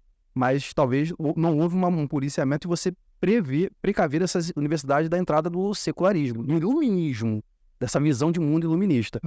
Entra na universidade, cara, é igual praga. Se espalha, os seminários absorvem essa visão de mundo e transportam para o século seguinte. Aí nasce a teologia liberal, que destrói, no século XX, destrói as igrejas da Europa completamente. Justamente pela formação, né? Como você tem professores sem fé ensinando os pastores, eles minam a fé dos pastores, e quando esse pastor ele vai para a igreja já sem fé, ele rouba essa fé das congregações também. Aí ele começa a abandonar todo o quesito sobrenatural, todo o quesito de um Deus transcendente, imanente. Então, assim, o que sobra para esse tipo de pregação social, é o evangelho social. Vou fazer o bem para os outros. Por quê? Porque Deus existe. Amanhã fazer. E aí? Comamos e bebamos, porque amanhã morreremos. Deus não existe, entendeu? É uma destruição, realmente, né? Sim. Isso é muito bem frisado pelo pastor Mateus aqui, isso não é reforma. Entendi. É pelo contrário. Assim, porque os movimentos, a gente sabe disso. A gente está falando de história aqui. Sim. Nada dura para sempre na história. Tudo cai. Só a igreja que permanece 2000 anos. Glória a Deus por isso. Só a igreja. Mas assim, o Império Romano cai. Né? A Igreja Católica cai. A influência dela hoje, a influência da Igreja Católica não é o que era 500 anos atrás. Certo. Né? Você tem movimentos políticos atingindo o seu auge e depois caindo. Então, naturalmente, a reforma, ela, como no seu braço político, no seu braço social, cultural e filosófico, ela também decai. Entendeu? Isso é natural. Não, e você vê até mesmo igrejas no sentido local, né? Nunca a Igreja de Cristo, né? No âmbito da igreja de todos os tempos, né? Ali. Mas igrejas locais também acabam. Se você olhar, você vai assim, cara, onde estão as igrejas bíblicas? Né? Cadê a igreja de Corinto? Cadê a igreja de Éfeso? Terminaram também, sabe? E isso não significa que a igreja está falhando. A igreja acabou porque a igreja do meu bairro fechou. Sim. Locais, elas podem, né, ficar por um bom tempo, mas às vezes elas podem decair também. Às vezes pelo abandono de uma sã doutrina, por questões políticas, sociais que acontecem no bairro mesmo, questões de imigração. Às vezes a igreja era forte ali há 50 anos atrás, porque era uma igreja rural, mas aí vem o movimento de cidade, todo mundo se muda, a igreja perde a força. Então, o fato, por exemplo, de uma igreja fechar a porta, uma igreja local fechar a porta, não significa que, olha, o evangelho está... A igreja de Cristo continua... Perfeito. A igreja de Cristo continua... É importante fazer essa separação, porque senão você... olhar para essa igreja local, aquele nome daquela igreja é olhar para homens, para esforço de homens. A igreja de Cristo, ela segue, né? Tem um texto do Lidório, né? Do missionário, acho que é o Ronaldo Lidório, o nome dele, fala: a igreja segue caminhando independente de qualquer coisa. Ela segue, ela vai embora. É uma instituição que permanece, né? E vai permanecer para a eternidade. As portas do inferno não prevalecem. E hoje? Diz aí hoje. Posso pegar uma aguinha aqui? Claro que pode. Eu vou até comer um biscoito aqui, porque a produção trouxe um biscoito pra gente aqui hoje. Vocês estão ignorando o biscoito que ele trouxe, mas eu vou comer, porque para não dizer que ele não ficar triste. Mas, enquanto você pegar a sua água aí, e hoje? O que a gente pode ter de influência hoje, vindo da reforma protestante, para a igreja brasileira hoje? Eu ainda não entrei no aspecto aqui da pergunta que se é necessária uma nova reforma. O que pode hoje, dessa tradição, dessa fé reformada, dos ensinos, que a gente pode aplicar hoje para a igreja brasileira, cristã brasileira? Ou não tem como? Não, eu vejo assim, voltar para os ideais reformados também, né? Como eu falei, um dos grandes benefícios da reforma assim, foi a centralidade das escrituras. Eu acho que o que a gente precisa fazer hoje é voltar para a centralidade das escrituras mais uma vez, né? Novamente enfatizar só a escritura, né? A nossa igreja, a gente tem visto hoje muitos modelos de igreja que têm se baseado muito em estratégias e métodos seculares para alcançar pessoas, a movimentos que não são recentes, movimentos antigos, que acabam olhando para um pragmatismo muito grande. O que funciona? O que dá certo? Então, acho que hoje, para nós hoje, o que a reforma significa, e hoje, 31 de outubro, né, esse programa vai ao ar, é que a gente precisa retornar às escrituras mais uma vez. A gente precisa voltar a abrir as nossas Bíblias para entender o que a igreja é. Eu não quero saber o que a cultura diz que a igreja tem que ser, o que Cristo diz que a igreja é, o que as escrituras dizem que a igreja é. E o que a gente tem que pautar a nossa prática como igreja não é o que dá certo, o que funciona, o que atrai as pessoas, o que vai fazer com que uma igreja bombe. A nossa pergunta tem que ser o que vai glorificar a Deus, o que é fidelidade ao Senhor. Eu acho que Paulo, quando ele diz para Timóteo, prega a palavra a tempo e fora de tempo, né? Quando é oportuno e quando não é oportuno. Quando Paulo diz isso, ele diz assim, mantenha-se fiel à pregação bíblica quando está tudo dando certo. Quando essa pregação bíblica as pessoas estão se convertendo, você está pregando e as pessoas estão rendendo as suas vidas a Jesus, você está pregando e a igreja está florescendo, as pessoas estão amadurecendo, as pessoas estão crescendo na fé, você vê isso gerando impacto nas famílias, você vê isso gerando impacto na vizinhança, na sociedade, mas Paulo diz assim também, prega essa mesma palavra fora de tempo, quando está tudo dando errado. Quando você prega a palavra, ninguém se converte. Quando você está pregando e as coisas não funcionam. Quando você vê o ministério do outro cara que está pegando métodos do coaching, está pregando teologia da prosperidade, a igreja dele está bombando, e você está assim, caramba, Senhor, mas eu sou fiel e a minha igreja está vazia, tem ali 30 membros. Paulo continua pregando esse mesmo evangelho quando as coisas estiverem indo bem, quando as coisas estiverem indo mal. Então, acho que para nós hoje, para a igreja do século XXI, igreja de 2023, o que fica para nós é o desafio de voltarmos às Escrituras, mais uma vez, e deixarmos que ela possa direcionar a igreja. Amém. Que ela possa reger a igreja.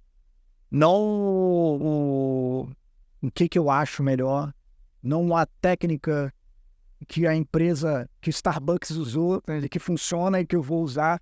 Então, você pode aprender, tem alguma coisa de útil ali que talvez você possa aplicar, tem, mas não é isso. É fundamental, né? Não é o fundamental, isso pode ser bom, a gente precisa retornar para as Escrituras e falar assim, o que é que nós precisamos estar pregando, né?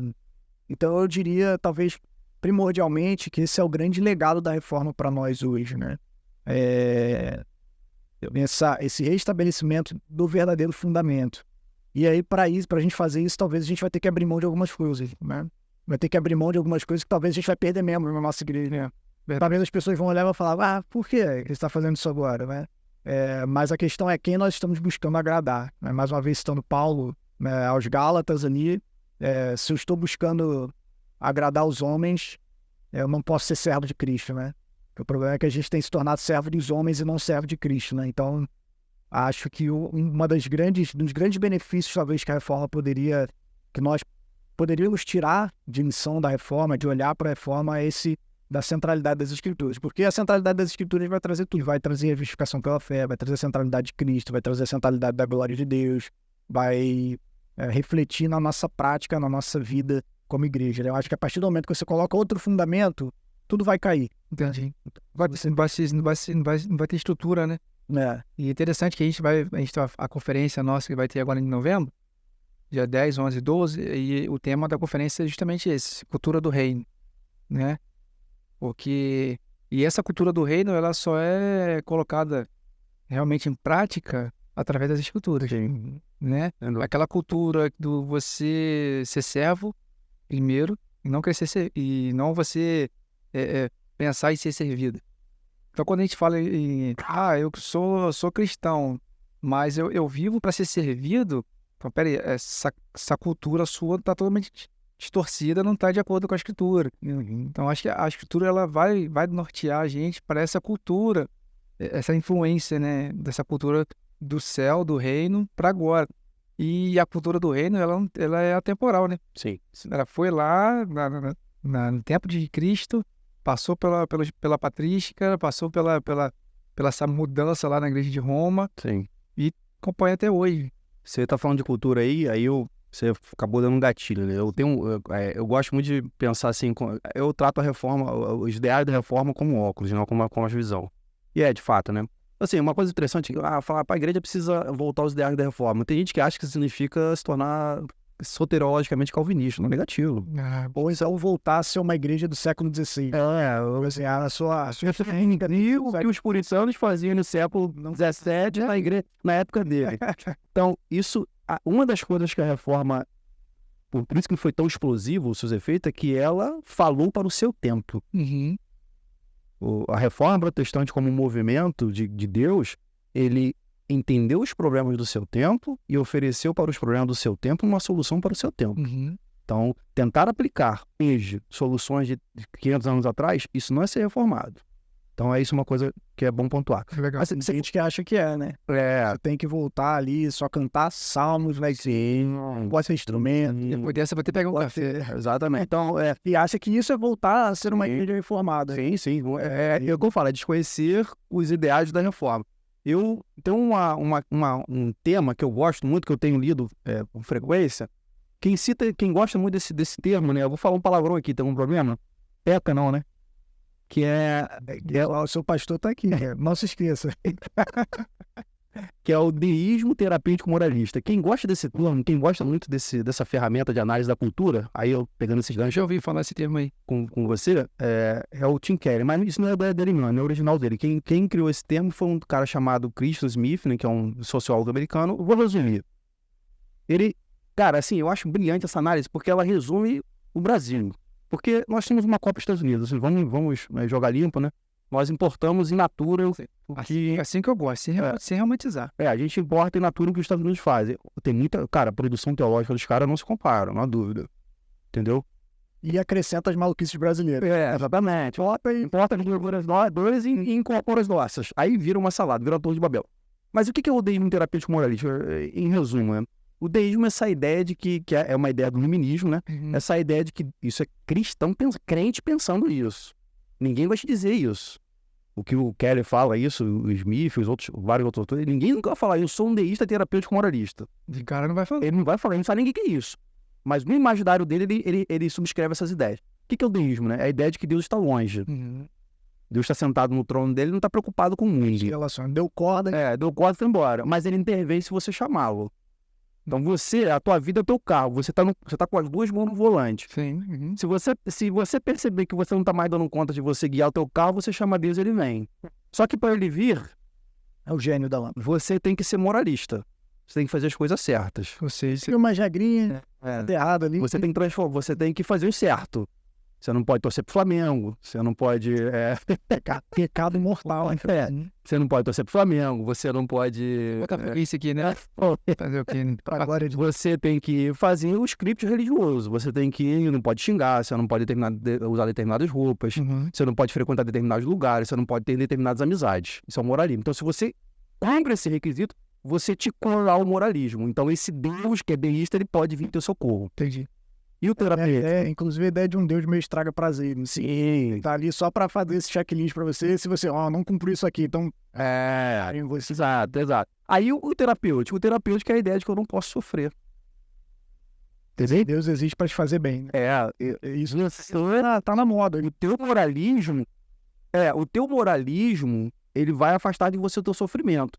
E mas se você for um bem crente e você continuar sofrendo, avança o deísmo, avança o Deus que vai intervir na tua história. Então, essa visão, eu vou falar isso de ideologia, tá? Sim. Essa ideologia, ela está dentro das igrejas. Sim.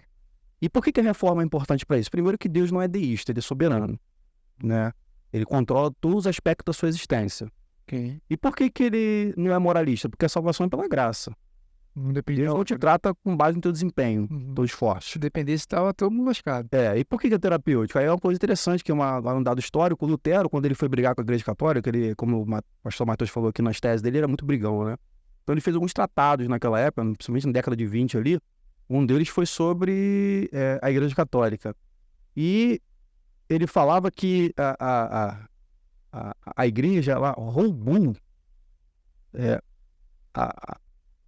a humanidade de Cristo. Então ele defendia que era a teologia da glória, né? O que é a teologia da glória? É a igreja que trocou Jesus pelas glórias desse mundo. Riqueza, poder. Tem até uma coisa engraçada que fala assim, uma vez um bispo entrou dentro da sala do Papa e falou assim, Papa, em Atos 2, acho que é Atos 2, né? Pedro e Paulo, Pedro lá no templo disse para aquele irmão, para aquele paralítico, não tem prata nem ouro. Aí o bispo falou pro Papa, né? Aí o Papa, não, acho que o Papa falou pro bispo, né? Tá vendo aqui, a igreja de Atos não tinha prata nem ouro para entregar para aquele paralítico. Aí o bispo respondeu, e hoje ela não tem, levanta-te e anda. Então essa ideia de que ela trocou a glória, trocou o Cristo crucificado pelas glórias do mundo. Então, Aí Lutero ele faz uma coisa interessante que chama de teologia da cruz, que é essa ideia de nós voltarmos para esse Jesus sofredor e humilde, Uhum. né? Porque esse Jesus sofredor e humilde, ele é revoltante para uma cultura, né? Aí voltando à questão da cultura do rei, uma cultura terapêutica, É verdade. que não aceita sofrer, que não sabe lidar com o diagnóstico de um filho que foi diagnosticado com autismo, que não sabe lidar com o diagnóstico de uma doença fatal, letal no meio da sua família, que não sabe lidar com o diagnóstico de um desemprego, porque para ele o sofrimento ele é uma experiência estranha à fé, porque o Cristo o Deus dele é o Deus que existe para fazer tudo acontecer de bem com ele. Para fazer Então, você se sentir bem. O exatamente. objetivo de Deus é você se sentir feliz. Exatamente. Ele existe para te fazer feliz. Se você não tá feliz, tem alguma coisa errada. O que é doideira, né? Aí geralmente o erro tá com você. Aí gera outras situações. É, uma complexo de... Aí vira angústia, um monte de coisa. E é doideira, porque você olha para as escrituras, o caminho do discipulado é o caminho da cruz. É engraçado porque Jesus, em nenhum momento, ele nega isso pra gente. Ele é muito claro, né? Nas exigências que ele faz para os seus discípulos. Ele tá dizendo assim, você quer me seguir, saiba que as raposas têm toca e lugar para dormir, mas o filho do homem não. Sim. Deus te destrói sonhos, do Rodrigo Bibo. Você só vai te deixar antes eterno. Sim. Reforma isso. O Piper, ele diz assim, né? Se a gente mede o amor de Deus com base nas bênçãos que a gente tem, a única conclusão que a gente chega é que Deus odiava Paulo, né? Esse é o Paulo, tipo assim, Deus me acha com base nos benefícios, uma pessoa feliz. Deixa eu fazer uma provocação aqui teológica. Será que a gente está vivendo num tempo hoje anterior à reforma, no sentido de que as pessoas não querem, apesar de terem o acesso, elas não querem ter o trabalho de ter o acesso, porque elas já estão sendo levadas para esse tipo de pensamento. Ou seja, assim, eu não quero ter o trabalho de pegar a Bíblia, apesar de não ter livre interpretação, mas eu posso lê-la. E o Espírito Santo, né, falar comigo ali através daquela escritura que já está ali fechada, aquele cano. E porque eu tenho um pastor que prega todo domingo e ele fala que eu vou ser feliz o tempo todo. E vou ser próspero e eu não vou sofrer. Sim. Então, assim, será que a gente está vivendo um tempo dessa preguiça espiritual, no sentido da galera antes da reforma? Tipo assim, tô acomodado. Tá sendo falado em latim, eu não tô entendendo nada, mas é pro meu bem. Então, Tô cumprindo o rito porque Deus vai abençoar se eu cumprir seu culto. Eu recebo a graça. Fui lá e bateu. Porque se Deus me vir no culto, eu vou estar sendo moralista, então ele vai levantar do trono dele e vai vir em meu favor. meu checklist espiritual tá... Espiritual também. Tá. É assim porque eu tô falando isso, porque às vezes, assim, a gente tem hoje o livre acesso, correto?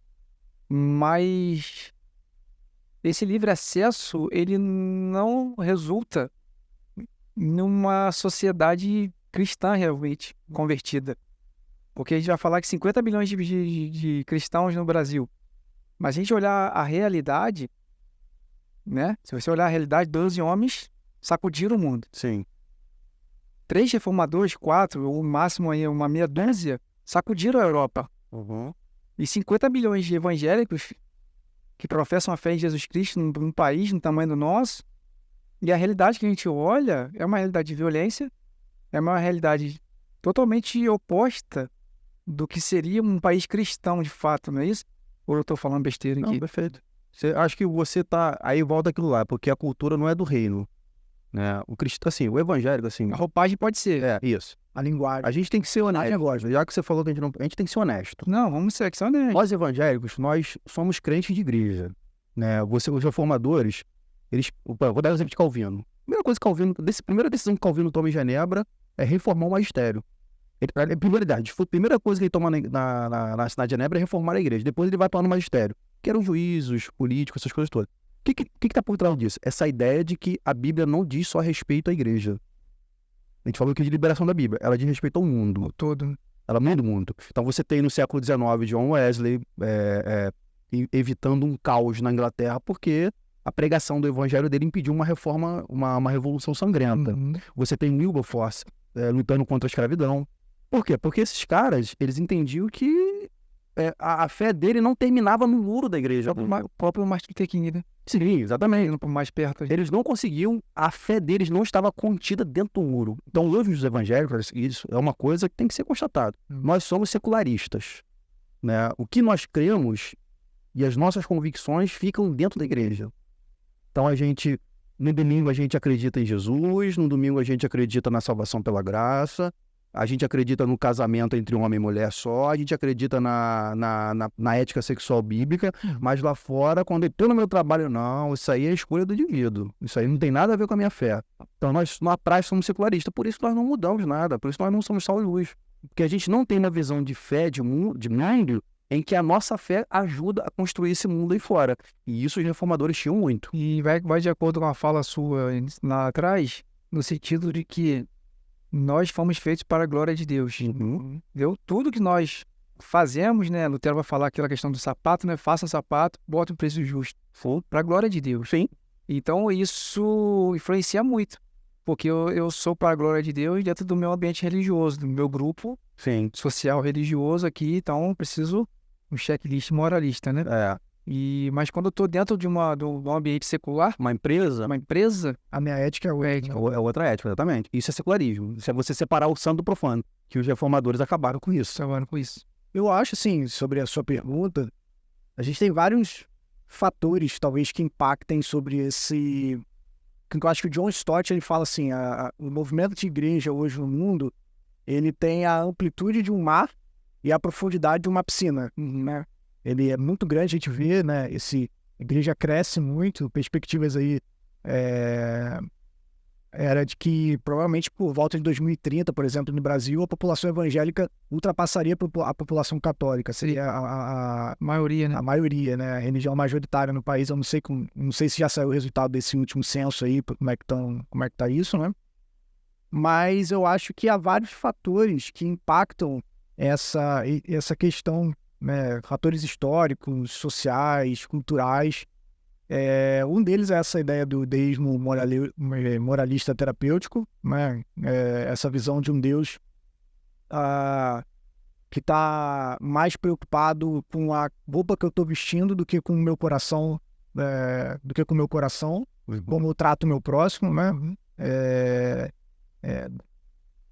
E com movimentos também de evangelização em massa, aí de algumas décadas atrás, que encheram a igreja, mas que não houve um discipulado, não houve um cuidado com essas pessoas. Então alguém levantava a mão e ia à frente, a gente assumia que era um cristão, que ele já sabia tudo sobre ser cristão. E aí muitas vezes a gente enganava essa pessoa, porque ele se dizia cristão, mas na vida dele não havia frutos de que de fato ele era cristão. A gente enganava a igreja, porque a igreja olhava para essa pessoa e falava assim, esse cara é um cristão, né? A gente engana o mundo, porque o mundo tá olhando e falando assim, aquele cara é um cristão. E às vezes olha e fala assim, aquele cara é um cristão? Olha como é que é a vida dele aqui dentro. E aí, a gente faz esse movimento. Esse dia eu tava assistindo, acho que um vídeo, não lembro de quem foi, acho que foi até do Iago Martins, ele tava fazendo uma análise, eu acho, da pregação do Paul Washer. E ele fala que tudo isso faz com que a gente comece a ficar confortável. Por quê? Porque eu passo a comparar a minha vida com o meu irmão, com o cara que tá do meu lado. Eu falo assim, eu não sou diferente do cara que tá do meu lado, né? O cara que tá do meu lado faz a mesma coisa que eu. Não tem um padrão, né? A gente não se compara com as escrituras. Sim. Com o próprio Cristo. A gente não se compara com as escrituras, a gente se compara com o cara que tá do meu lado. Então eu vejo que todo mundo é da minha igreja faz as mesmas coisas que eu. Todo mundo é da minha igreja leva a vida do mesmo jeito que eu. Todo mundo é da minha igreja tem o mesmo padrão de moralidade, de vida, de casamento. Então eu olho e falo assim, eu sou cristão, eu sou igual a todo mundo aqui.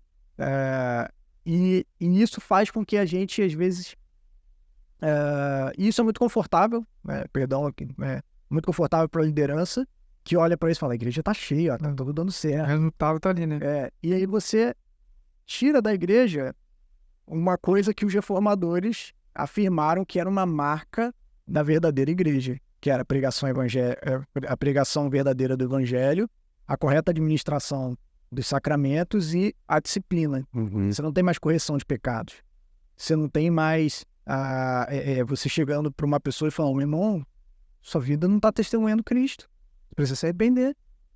A gente vive esse individualismo no qual a gente, dentro da igreja, que deveria ser uma comunidade de cura, deveria ser uma comunidade de cuidado, deveria ser uma comunidade onde a gente se importa, sim, com o nosso irmão, né, com como ele está testemunhando do reino. A gente olha e alguém chega para te confrontar, às vezes, num pecado seu. Pessoa assim, o que você tem a ver com a minha vida, cara? Não tem nada a ver com a minha vida, não tem nada a ver com você e tal. E aí, aí a igreja vai perdendo seu testemunho perante a sociedade. Aquela cultura de cuidado, ela vai se encerrando, né?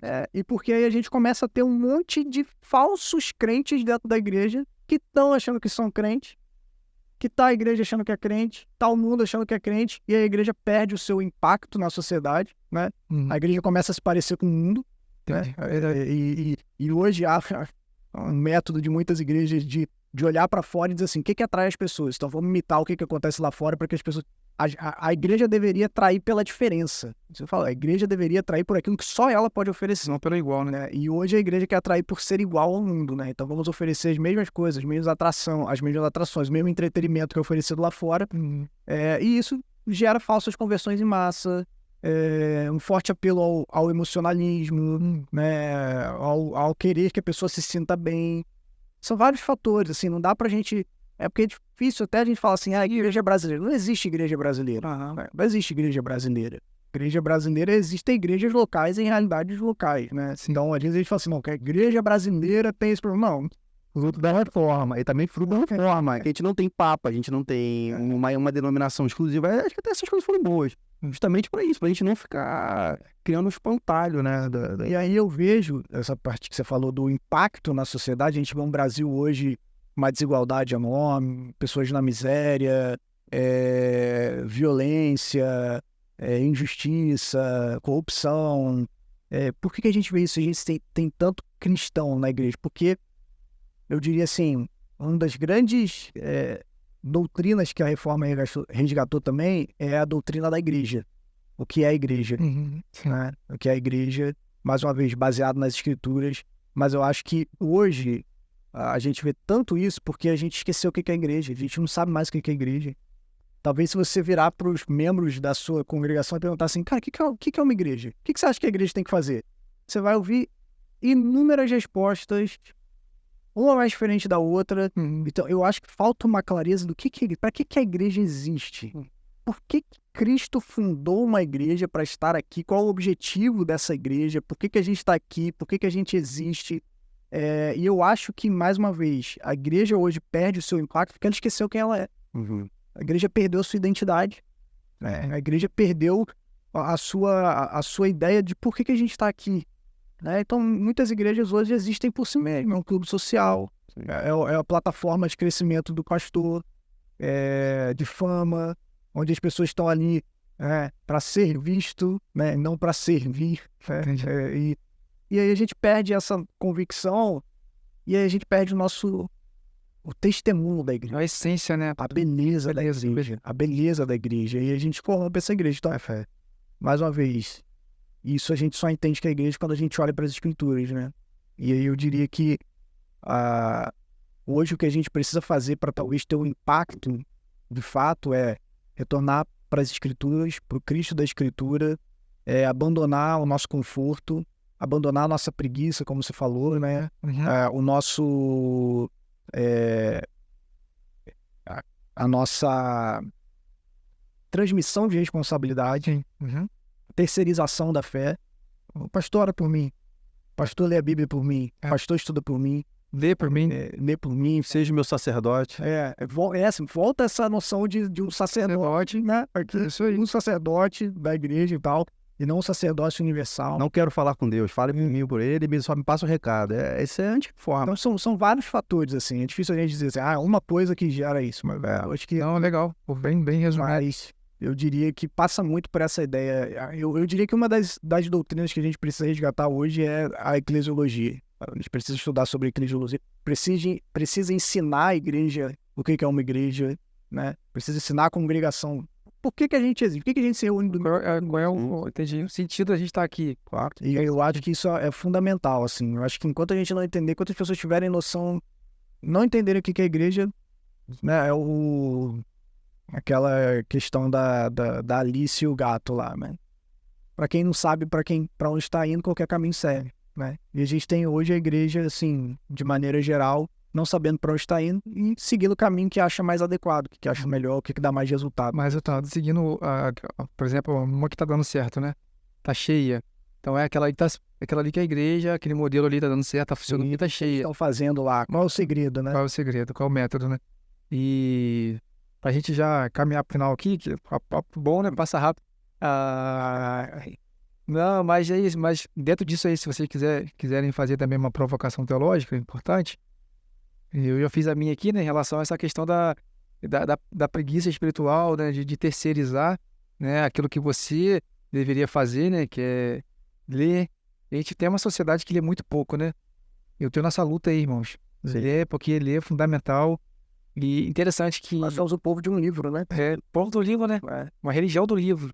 E eu sempre falo isso aqui, né? Uma religião do livro. Que Misticismo, né? gosta de ler. Então, a falta de leitura evidencia misticismo e supersticiosidade, que eram os dois problemas, os grandes problemas da reforma. É. Quanto menos as pessoas leem a Bíblia, mais elas vão adotar práticas místicas e supersticiosas. Quando eu estou falando místico, eu não estou falando do irmãozinho humilde e salvo em Cristo, que ele entra na igreja e o pastor dá uma palavra na pregação e ele fala, essa palavra foi para mim. Isso não é misticismo, Entendi. entendeu? Misticismo, que eu digo, é o cara criar métodos, ele mesmo estabelecer caminhos para ele chegar até Deus. Entendi. Então ele vai colocar um copo de água em cima da televisão, ele vai, enfim, vai... Não dá mais. Televisão é tudo... Pois é, ele vai reproduzir atos e ele vai depositar nesses atos a esperança dele. Isso é misticismo, Uhum. entendeu? Eu não estou falando do rapaz que entra na igreja e uma irmã faz uma oração poderosa na igreja e ele fala, essa oração mexeu comigo. Ou então o que esse pastor está falando está revelando minha vida aqui para mim. Isso é um misticismo cristão, vamos dizer assim, né? Mas quanto menos se lê Bíblia, a gente percebe isso no linguajar, não apenas na postura das pessoas, mas no linguajar principalmente, que é o chamado espiritualizar, né? As pessoas vivem uma dicotomia, parece que os cristãos hoje vivem a dicotomia, né? Existem dois reinos, né? O Agostinho combateu esse maniqueísmo, né? Essa ideia de que existe forças de trevas lutando contra Deus e ele tá ali no meio. Isso aí. Vou citar Lutero aqui, uma frase famosa: o diabo, Satanás é um cachorro na mão de Deus, encolherado por Deus. É o diabo a Deus. Exatamente. Então, assim, tem cristão que vive com essa ideia. Ele tá entre dois mundos e na hora ele tá sendo sugado pelo reino das trevas, então ele se torna pro mundo. Esse Deus não existe na Bíblia. Só existe uma força no universo que é Deus. Ele controla tudo com a sua soberania. Então, deixar de ler a Bíblia, a gente percebe o aumento de práticas místicas, eu espero que tenha ficado claro o que significa isso, e supersticiosidade. Você começa a crer naquilo que a Bíblia não te autoriza a crer. Crendices, né? Por exemplo, você... Um monte. Tem que fazer... igual uma vez eu falei que... Parei. Quando você atrela isso, tipo de poder exato. espiritual, né? O cristão uma vez fala que... Uma vez eu vi um rapaz falando que ele estava seguindo na rua, aí na esquina da rua dele tinha um alguidar. Ele falou que deu uma volta, envolveu, deu uma multa. Por quê? Entendeu? Por quê? Isso é misticismo. Entendeu? Isso é atribuir poder a quem não tem poder. Entendeu? Então, secreto, né? A reforma, ela é o signo, né? O signo não, é signo, né? Uma vez eu já vi um crente falando sobre isso, porque eu dou certo com a minha esposa porque meu signo é tal e dela é tal. Crente, batizado. Né? Então, assim, são problemas que a reforma combatia. Então, quando você fala assim, o que a gente precisa voltar hoje é acabar com esse misticismo, essa supersticiosidade que nós não tem fundamento bíblico, são de fora que nós importamos. Então, para a gente resumir aqui as 5 solas, vocês estão estudando lá, né, na EBD de vocês, no meio da reforma protestante, na verdade é interessante que as pessoas, né, só pensam em reforma quando chega em outubro, né? Chega em outubro, todo mundo fala de reforma, incluindo a gente, tá? Mas assim, eu estudo bastante, eu gosto muito de ler e essa questão reforma. E só para a gente poder falar um pouquinho das 5 solas, que não foi diretamente, né, criado assim pelo Lutero, sim, mas foi fundamentado ali e depois, né, foi colocado como um sistema realmente, né, que resumiu, né, o que foi a reforma, né. E aí esse livro aqui, ó, a gente trouxe para a galera, para indicar, produção, que, ó, Frank Ferreira, Pilares da Fé, ele vai falar dessas 5 solas. Muito bom. Esse livro foi lançado em 2017. Quando 500 anos, né? Os 500 anos da reforma. Aqui, ó, 2017, outubro de 2017, eu comprei. Mas fala aí, quais são as 5 solas e um resumo de cada uma só pra gente no passado deixar batido, que, pô, falou de reforma, não falou das 5 solas. Verdade. As 5 solas são sola Scriptura, solus Christus, sola gratia, sola fide, sola Deo glória, né? Somente a Escritura, somente Cristo, somente a fé, somente a graça, somente a Deus seja toda a glória, né? E eles resumem, né, como o próprio livro do Franklin vai trazer, são os pilares da reforma ali, eles são um fundamento, porque são justamente os pontos que atacam os desvios da igreja medieval, né? Então, você tinha lá uma igreja que colocava a tradição e o magistério acima das escrituras. Então, eles vão lá e falam assim, não, só a escritura, né? Somente a escritura é o nosso manual de fé e prática. Você tem uma igreja que enfatizava a questão das obras, a salvação pela obra. Então, eles vão dizer assim, não, é sola gratia, né? Somente a graça, salvação é pela graça mediante a fé em Cristo. Sola gratia, sola fide, solus Christus, né? Só Cristo, somente Cristo é o mediador entre Deus e os homens, você não tem outros mediadores, então você exclui a figura ali dos santos, do próprio sacerdote, né? E uma vez que a salvação, a gente só tem ela por meio da graça, mediante a fé em Cristo, o resultado é que só Deus merece a glória, né? Só Ele pode ser reputado a glória. Então, basicamente, eles têm, as 5 solas, eles são um resumo desse pensamento, né? Que fundamentou ali a reforma, então. Claro que não foi só isso, mas eles talvez resumem, assim, a ideia. Não é legal a gente falar, porque às vezes o pessoal tá procurando na Bíblia agora aí as 5 solas, entendeu? Se você está procurando, só lamento. E você não você não vai achar. Você vai achar os textos bíblicos ali, ó. Sim, tem. Não tem. Então esse livro aqui é legal que o Frank Ferreira ele vai colocar os textos, né? Os textos que são base para essa fundamentação bíblica. Então, assim, é importante a gente trazer esses conteúdos, né? Que auxiliam bastante nesses livros. Tem outro também aqui, pega esse para mim aqui, ó, primeiro aqui. Esse aqui é do Renato Vargens, que ele fala também sobre a questão da reforma para hoje. Ele vai falar um pouquinho das 5 solas e vai fazer uma crítica à igreja brasileira, à igreja no Brasil, em relação a essa questão desse afastamento da igreja brasileira, na igreja aqui no Brasil, em relação a esse afastamento das escrituras. Também é muito bom, já li, tá? Esse aqui é legal pra caramba. Então fica aí essas 2 dicas e se vocês quiserem agora também deixar alguma dica aí de algum livro, de algum vídeo, de alguma coisa, a gente pode colocar depois na descrição do vídeo desse podcast que a galera pode acessar, porque na internet tem muita coisa, muita coisa boa, ou alguém que fala com propriedade também sobre isso, de repente entrando no contexto mais histórico, né, que teve tempo também de falar tudo, que realmente é muita coisa, né? Sim, muito conteúdo. Bora, vou. É verdade. Olha, assim, livro, assim, já na parte de livro, já, né? Sim, Recomendando. Quem gosta, assim, um livro, quem quiser ter uma visão que a gente começou falando aqui agora, das raízes, né? Históricas, né? Lutero não acordou, não brigou com a Catarina Vambora, saiu de casa chateado e foi ali na igreja para pendurar 95 teses. Não aconteceu assim, né? É óbvio que eles já se falavam, entendeu? Então já existia todo um movimento de protesto, vamos dizer assim, né? Quem fala muito bem sobre isso, sobre esses movimentos antecedentes ao Lutero, é um autor que eu gosto, é o Alistair McGrath. Ele tem um livro chamado Origens Intelectuais da Reforma. Então ele vai apresentar os pressupostos intelectuais, filosóficos e teológicos que movimentaram ali os últimos 200 anos antes, né, do Lutero, 1300 para frente, né, para o Lutero. Então é um bom livro para você ver o que aconteceu antes, né, porque nada surge assim, né, nada, como eu falei, Lutero não brigou com Catarina Vambora e foi lá botar as 95 teses. Só pra galera saber que a Catarina Vambora foi esposa de Lutero. Tá? Ele casou depois, né? Até realmente, Então, assim, inclusive tem uma banda de rock chamada Catarina Vambora, muito boa. Mesmo? Pode procurar aí no Spotify, que é muito boa, lá do Coletivo Candeeiro. Então, esse é um bom livro. Tem um outro texto também que fala sobre os 5 solas, mas com uma pegada diferente do Franklin. No Franklin ele dá uma abordagem mais histórica e bíblica, né? Tem o Van Hooser, que é o esqueci agora o texto dele. Caramba. Autoridade Bíblica Pós-Reforma. O livro é basicamente sobre os 5 solas, só que com uma pegada eclesiológica.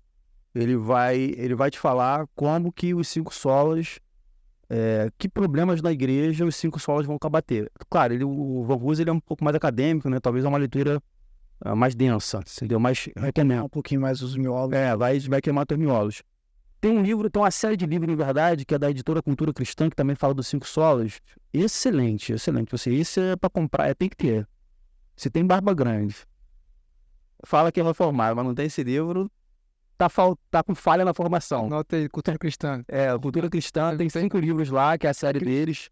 Um deles É o escorpião do bolso. exatamente, são 5 livros. Vai temprando aos poucos. Mas tem, por exemplo, o Carl Trueman, que é um autor que eu gosto muito, ele escreve lá o Somente pela Graça. Então é uma fundamentação teológica dos solas. Diferentemente do Frank, que é mais histórico. Sim. Aí eu volto e falei do Carl Trueman agora, tem um livro dele muito bom que é Reforma Ontem, Hoje e Amanhã. E acho que amanhã no futuro. Em que ele também, ele olha mais para frente também. E outro livro do McGrath, que é Revolução Protestante, também muito bom. Aí ele vai para frente. Anotou aí, produção? Tá anotando? Ele olha o que Não, depois você bota tudo escrito. Tá bom, vou botar na descrição. ele olha para frente. Eu acho que é bom isso aí. A gente tá falando sobre isso aqui, sobre o snobismo histórico, né? Sim, não? Olhar para trás é importante, mas também olhar para frente a partir da reforma, né? A partir de 1517. Isso aí. Então ele ajuda a olhar isso também, que é um livro, assim, que ajuda muito. Ele vai falar dos puritanos, essas coisas todas, né, que vem. Então, assim, acho que são leituras que vão te dar, como você falou no começo aí, sobre um embasamento histórico, entendeu? Um embasamento teológico, bíblico. E também, eu comecei a ler, tem um ano mais ou menos, eu comprei ano passado os 2, comecei a ler. Aí é o que eu te falei, né? Querendo já entender a reforma, os seus desdobramentos na história, na sociedade. Sim. Tem 2 livros que eu li, assim, excelente, mas focado mais em Calvino, que é do André Bieler. O primeiro é A Força Oculta dos Protestantes. Leitura espetacular, né? Não é difícil, que ele fala, ele analisa o que Calvino fez em Genebra. Legal. Aí você vai entender a universidade, você vai entender sociedade, você vai entender pobreza, você vai entender lucro, você vai entender o papel do Estado. Muito interessante. E tem outro livro dele também que fala o pensamento social e econômico de Calvino. Ele mostra como é que Calvino tinha uma visão de falar que Calvino inventou o capitalismo é de uma desonestidade intelectual absurda. Esse livro que indicou pra gente também foi o pastor Alexandre. Uma vez que eu falo isso que já muitas pessoas já me perguntaram. É verdade, porque o pessoal vai para a universidade, vai para o ensino médio, o professor de história lá, né, com camisa do Che Guevara, ele vai falar que Calvino inventou o capitalismo. O capitalismo, como nós conhecemos hoje, ele é produto do secularismo do século XVII, XVIII em diante, depois com a Revolução Protestante. Calvino, ele defendia, ele tinha uma visão de dinheiro e de sociedade e de visão social absurda. Fruto do quê? Da Bíblia. Na Bíblia. Ele lia muitos profetas. Ele tinha uma visão dos profetas, né? Toda a visão de sociedade, ele pegou dos profetas do Antigo Testamento. Então, e ele aplicou de forma muito maneira lá em Genebra. Então, são livros assim que vão te dar um bom panorama do que é a reforma, entendeu? Um bom panorama e vão te colocar em contato com vários. O cabelo vai cair, a barba vai crescer. Sobrou alguma coisa pra você? Depois do Thiago ter feito as enciclopédias, assim, essa biblioteca. Eu lembrei de 2 títulos aqui. A Chama Inextinguível, do Michael Reeves, também é um panorama assim, da reforma e os impactos passado e presente. É uma leitura mais tranquila. O Michael Reeves escreve muito bem. Recomendo o livro Teologia dos Reformadores, também do Timothy George. Ele faz um apanhado ali dos principais pensamentos teológicos de Lutero. A versão que eu tenho ele aborda Lutero, Calvino, Zwinglio e eu acho que os Menonitas, a Reforma Radical. Então é muito bacana para você entender também os distintivos doutrinários, como cada um deles articulava ali suas posições teológicas. Eu acho que a Vida Nova ele lançou uma edição ampliada agora que eles acrescentaram mais uma pessoa, não me recordo quem que eles colocaram ali, mas também um livro bacana para te situar sobre o que cada um cria, ele faz um resumo da teologia de cada um deles. Recomendo também que você se esforce para ler as Institutas de Calvino. É um texto desafiador, porque as traduções que a gente tem elas são um pouco arcaicas, assim, eu acho que a tradução poderia ser uma tradução... Qual é a melhor tradução aí que você indica? Eu tenho da Unesp, eu gosto muito da Unesp, tem as edições da Cultura Cristã também, mas a da Unesp ainda é um pouco difícil, assim, mas eu... Tô para esse projeto ano que vem, que eu já li alguma coisa na internet, mas eu quero comprar E por ano que vem tem esse Tem que alguém tem que fazer uma Tradução mais fácil, né? NVI da nova versão atualizada. Ou uma mensagem, né? É a mensagem, é verdade. Mas vale a pena o esforço, assim. Vale a pena o esforço, assim.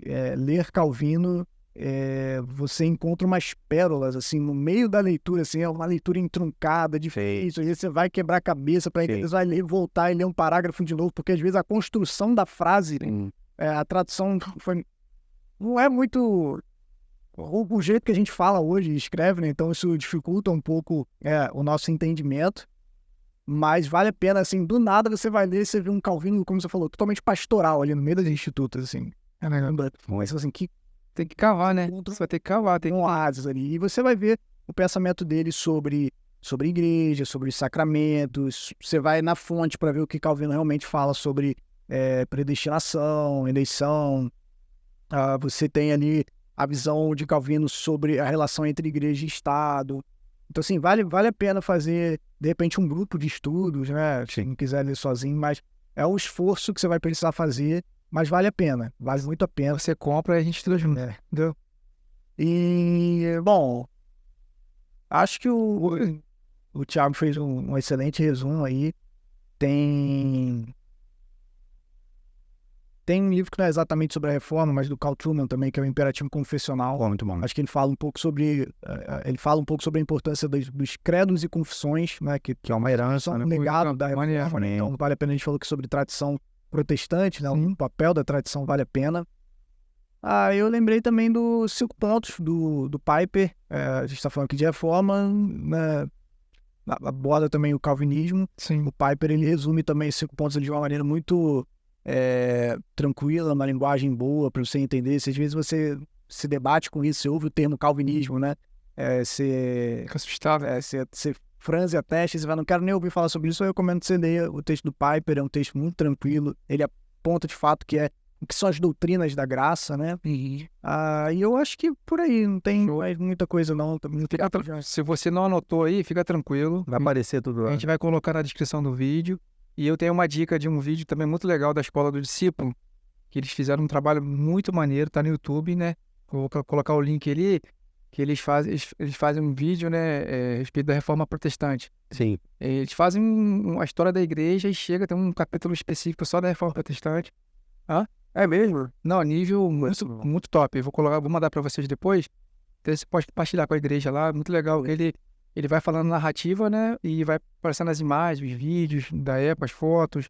Assim, conteúdo muito top mesmo, de graça pra galera. Eu lembrei de mais um livro que pode ser interessante, que é uma biografia do Lutero, chamada Cativo à Palavra, né? Que é a principal biografia dele, que foi traduzida no ano dos 500 anos também, show pela Vida Nova. Que é uma biografia bem honesta, né? Sobre o Lutero ali, então também vale a pena. Você falou de vídeo. Eu acho que a Igreja Presbiteriana do Brasil, ela tem lançado uma sequência de vídeos também sobre a Confissão de Fé de Westminster. Nós não somos presbiterianos, mas vale a pena você dar uma conferida, porque nessa esteira que a gente falou de uma fé confessional, que é um legado da Reforma, os primeiros capítulos eles falam bastante sobre essa importância, né? Da gente olhar para trás e entender que a nossa fé não começou hoje. Então também fica aí a dica. Está sendo produzido aí, né? Acho que eles lançaram o 3º episódio para esse dia. Eu vi o primeiro. Então, foi muito bom. Nós somos batistas, mas inclusive uma outra recomendação, se você quiser ver o viés da Igreja Batista e a sua origem, também foi lançado recentemente pela editora Pronobis a história dos batistas, que traz um apanhado aí do início do movimento batista. Então também vale a pena estar relacionado com a reforma, né, e tudo mais. Acho que é bacana. Considerações finais. Depois eu vou ler um texto que eu achei na internet muito legal, que eu postei em 2022 e queria ler novamente, mas antes, considerações finais aí, agradecimentos, e à vontade. Bom, acho que minhas palavras finais, essa questão, todo esse livro aqui, ele aponta uma coisa interessante na Reforma Protestante, ou se você tem interesse, é que há um aspecto belo na nossa fé, que é o aspecto da produção intelectual, né? Eu acho muito bonito isso. Essa ideia de que os nossos antepassados produziram, pensaram e escreveram sobre a nossa fé. Então, se você tem interesse na teologia reformada, você tem que se preparar para você ler. E é uma atividade muito prazerosa, entendeu? Então, a gente falou muito de livro aqui, é porque você tem que ler. Você tem que ler tu vai viajar pela história da igreja sem precisar sair de casa. Então, é um ponto que eu acho que eu gostei muito, assim, eu vi de uma tradição que eu não lia muito, né? Uma tradição cristã que eu não lia muito, não tinha muito o aspecto sentimental, experimental era muito mais forte do que a leitura. Então, eu acho que a maior produção intelectual teológica, ela é reformada. Isso é um fato incontestável, porque os reformadores davam muita ênfase a essa questão do aspecto cognitivo da fé, né? De você pensar a sua fé. Paulo era, né? Isso é Paulo, Agostinho, os caras que mudaram o mundo, né? Você vê a controvérsia de Agostinho lá com Pelágio, se não fosse o nível de leitura dele, de produção teológica, claro que Deus não ia deixar a igreja cair, mas Deus usou homens com muita capacidade teológica e intelectual. Então, A história de Atanásio é belíssima também. Defensor da Trindade, né? Pois é, assim, então a reforma é bela por causa disso. Ela te coloca, ela demanda que você bote seu cérebro para girar. Isso, não tô querendo ser racionalista aqui não, pelo amor de Deus, e longe disso. Né? Para mim tá muito claro com a relação entre os dois, mas ela te coloca em contato com muitas, e existe prazer nessa leitura. Isso é uma coisa que eu acho que os cristãos precisam descobrir isso. Então, minhas considerações finais, te agradecer aí pelo espaço, pela confiança, de estar aqui, de a gente bater esse papo. Passou muito rápido, hein, confesso, hein? É verdade. Passou muito rápido, né? E desejar que Deus te abençoe e faça o trabalho do Sinalizando o Reino aí, expandir cada vez mais, né? Pela cidade. É muito maneiro ver isso. A nossa cidade, a nossa região aqui, ter pessoas produzindo conteúdos aqui, né? E utilizando a ferramenta da internet, da tecnologia da internet para propagar, né? É óbvio, as pessoas hoje, com um clique, elas têm acesso a 1 milhão de conteúdos, mas, saber que alguém aqui do nosso bairro, do nosso município está produzindo, está se preocupando com isso, isso tem que ser valorizado. Então, assim, parabéns aí pela tua iniciativa e obrigado. Obrigado pelos biscoitos aí, pelo Café, água. pelo Nescau aqui, tava delícia, cara. Isso aí já é bastidores. Pastor Matheus? Bom, as minhas palavras, considerações finais, eu queria talvez enfatizar um pouco de uma fala que eu tive ano passado sobre nós redescobrirmos a igreja, né? A gente estava falando sobre esse impacto, assim, se eu puder te dar essa dica, estude sobre igreja, procure entender o que é a igreja, né? Os reformadores, eles fizeram esse movimento de buscar o que é a verdadeira igreja. Eu acho que no mês da reforma vale a pena você procurar entender biblicamente o que é a igreja, o que Jesus espera da igreja. Leia bons conteúdos sobre eclesiologia, que já faço uma recomendação também. Leia os conteúdos do Ministério 9 Marcas, né, que é uma eclesiologia excelente.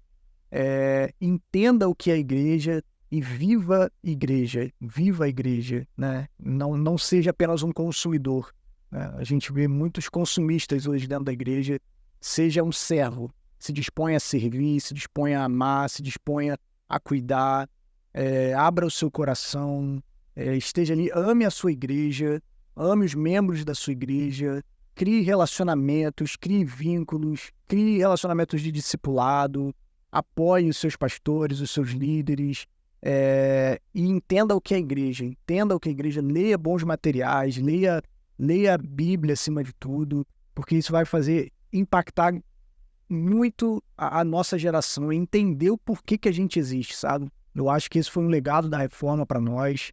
É um tema que é muito precioso para mim. Eu amo falar sobre igreja, amo falar sobre igreja local, sobre a importância da igreja local, sobre os distintivos da igreja local.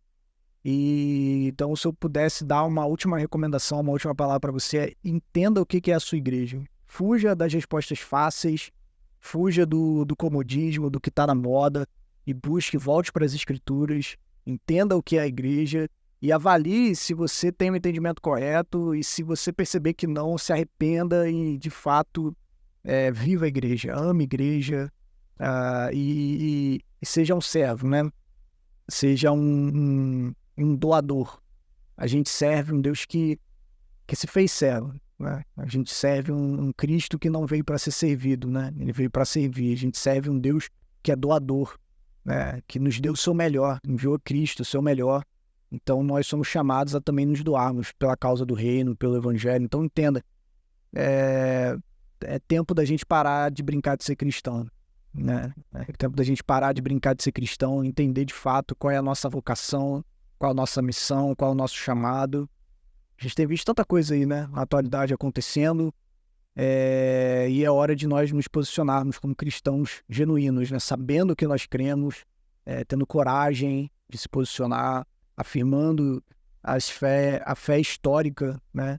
Que nós chamamos as velhas verdades do cristianismo.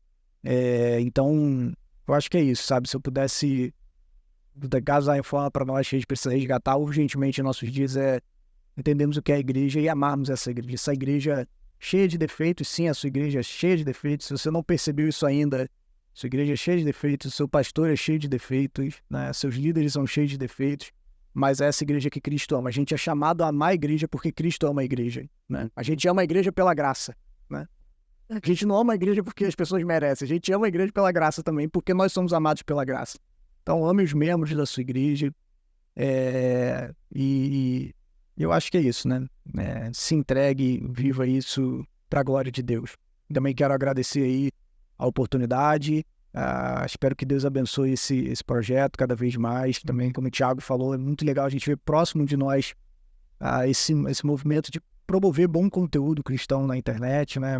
É uma coisa que realmente, como você falou no início, tem muita coisa boa, mas tem muita coisa ruim também na internet. Então, esse esforço, ele é necessário, né? Então, agradeço a participação, a oportunidade. Quero mandar um abraço também pro pessoal lá da CBI, para os membros da CBI. E é isso, quero que Deus abençoe esse trabalho. A gente falou um pouquinho de Agostinho aqui, bastante, né? E aí você falou do outro pai da igreja. Então, já fervilhou na minha cabeça aqui a gente marcar um segundo encontro pra gente falar da patrística, né? Eu acho que seria interessante. A gente citou aqui várias vezes, né? E o pessoal fica meio viajando, né? Nesse período, eu acho que também é importante, porque eu gosto muito de história da igreja. Então, eu estou pensando até em estudar mais sobre isso, mas é importante a gente, entendeu? A gente também falar nesse período também que é muito legal, onde você falou aí, né? A questão do intelecto, né? Onde Deus usou homens, né? Piedosos para também defender a fé cristã ali, perto ali dos apóstolos, né? Logo após os apóstolos. Então, é importante também a gente pensar nisso. Então, para encerrar, eu vou ler aqui algo que eu achei interessante, cara, que eu postei isso aqui, cara, um ano passado. E a fonte aqui é Estilo Adoração, é um site que de vez em quando eu vou lá e pego bastante coisa legal lá. Ele vai dizer assim, abre aspas, né? O grande destaque da reforma protestante não foram as 95 teses de Lutero, ou os 67 artigos de Zwingli, nem mesmo as instituições de Calvino. O grande destaque da reforma protestante foi a Bíblia, a palavra de Deus. Os reformadores não descobriram novas doutrinas, mas apenas redescobriram as verdades imutáveis das Escrituras, que tinham sido escondidas pelo entulho das tradições humanas. Isso significa que o verdadeiro agente reformador da igreja não foi nenhum desses homens ou nomes, mas o próprio Espírito Santo de Deus. Então, assim, resumiu, né? Perfeito. Uma síntese do que a gente falou tudo aqui, né? Esse retorno para as Escrituras, para a palavra de Deus. Eu acho que esse é o grande legado, realmente, né, para a igreja de hoje, da igreja de amanhã, dos nossos filhos, dos nossos netos, né, até Cristo voltar. É essa certeza que a Bíblia ela continua sendo imutável, ela continua sendo palavra de Deus, continua abençoando as gerações, né? Então, que a gente possa continuar e agradecer a vocês pela contribuição teológica, pelo papo, pela amizade. Não conhecia o pastor Mateus, conhecendo hoje pessoalmente, né, ter acompanhado lá a galera do CBI, e eu fico feliz, né, de poder compartilhar, de fazer novas amizades, que vocês continuem lá crescendo, não só em resultado numérico, mas também em graça, em conhecimento, né, em piedade, que vocês continuem pregando o evangelho verdadeiro de Jesus Cristo, e que Jesus e o próprio Deus venham acrescentar as pessoas que precisam ser salvas, né, e se ajuntarem ali na caminhada de fé com vocês. Tiago, um abraço. Obrigado mais uma vez. Pastor, muito obrigado. Manda um abraço lá para a igreja, para todos, né? Lá do CBI. Espero lá fazer uma visita em breve. E fica aí o convite para a gente poder voltar à mesa. De repente com mais uma pessoa para poder falar um pouquinho sobre história, né? Um especialista em história da patrística, para a gente poder continuar levando esse conteúdo de qualidade, nessa simplicidade, né? Para que a gente possa avançar no reino de Deus. Então, a gente vai colocar aí na descrição do vídeo, né, desse podcast aí, as indicações dos livros, né, também lá o Instagram, o YouTube também da igreja, tá bom? Do seu podcast lá também, e tudo para a glória de Deus. Nós somos uma igreja, somos uma família, Então, a mesa simboliza muito isso, essa unidade, essa alegria de compartilhar, de aprender, de crescer, né, de ouvir pessoas que entendem o que estão falando, que têm propriedade naquilo que estavam falando. Isso é muito legal, muito importante, tá ok? Então, você que foi abençoado por esse conteúdo, deixa seu like aí, que é importante, para que o YouTube veja e reconheça esse conteúdo como relevante. Compartilha com alguém e se você ainda não é inscrito, galera do CBI, dá uma moral pra gente aí, se inscreve no nosso canal, que a gente possa aí continuar fazendo conteúdo e abençoando mais vidas, tá ok? Produção, mais uma vez, obrigado. Sem você isso aqui não acontece, isso é o melhor que nós temos, tá? Te amo. Chora não. Cara, é fera. Tá ok, galera? Ó, até o próximo podcast Sinalizando o Reino. E nosso lema, né? Continue sendo sinal do reino na vida de alguém, que com certeza muitas pessoas estão precisando de sinais autênticos, verdadeiros, responsáveis do reino de Deus aqui e agora. Forte abraço, até o próximo. Valeu.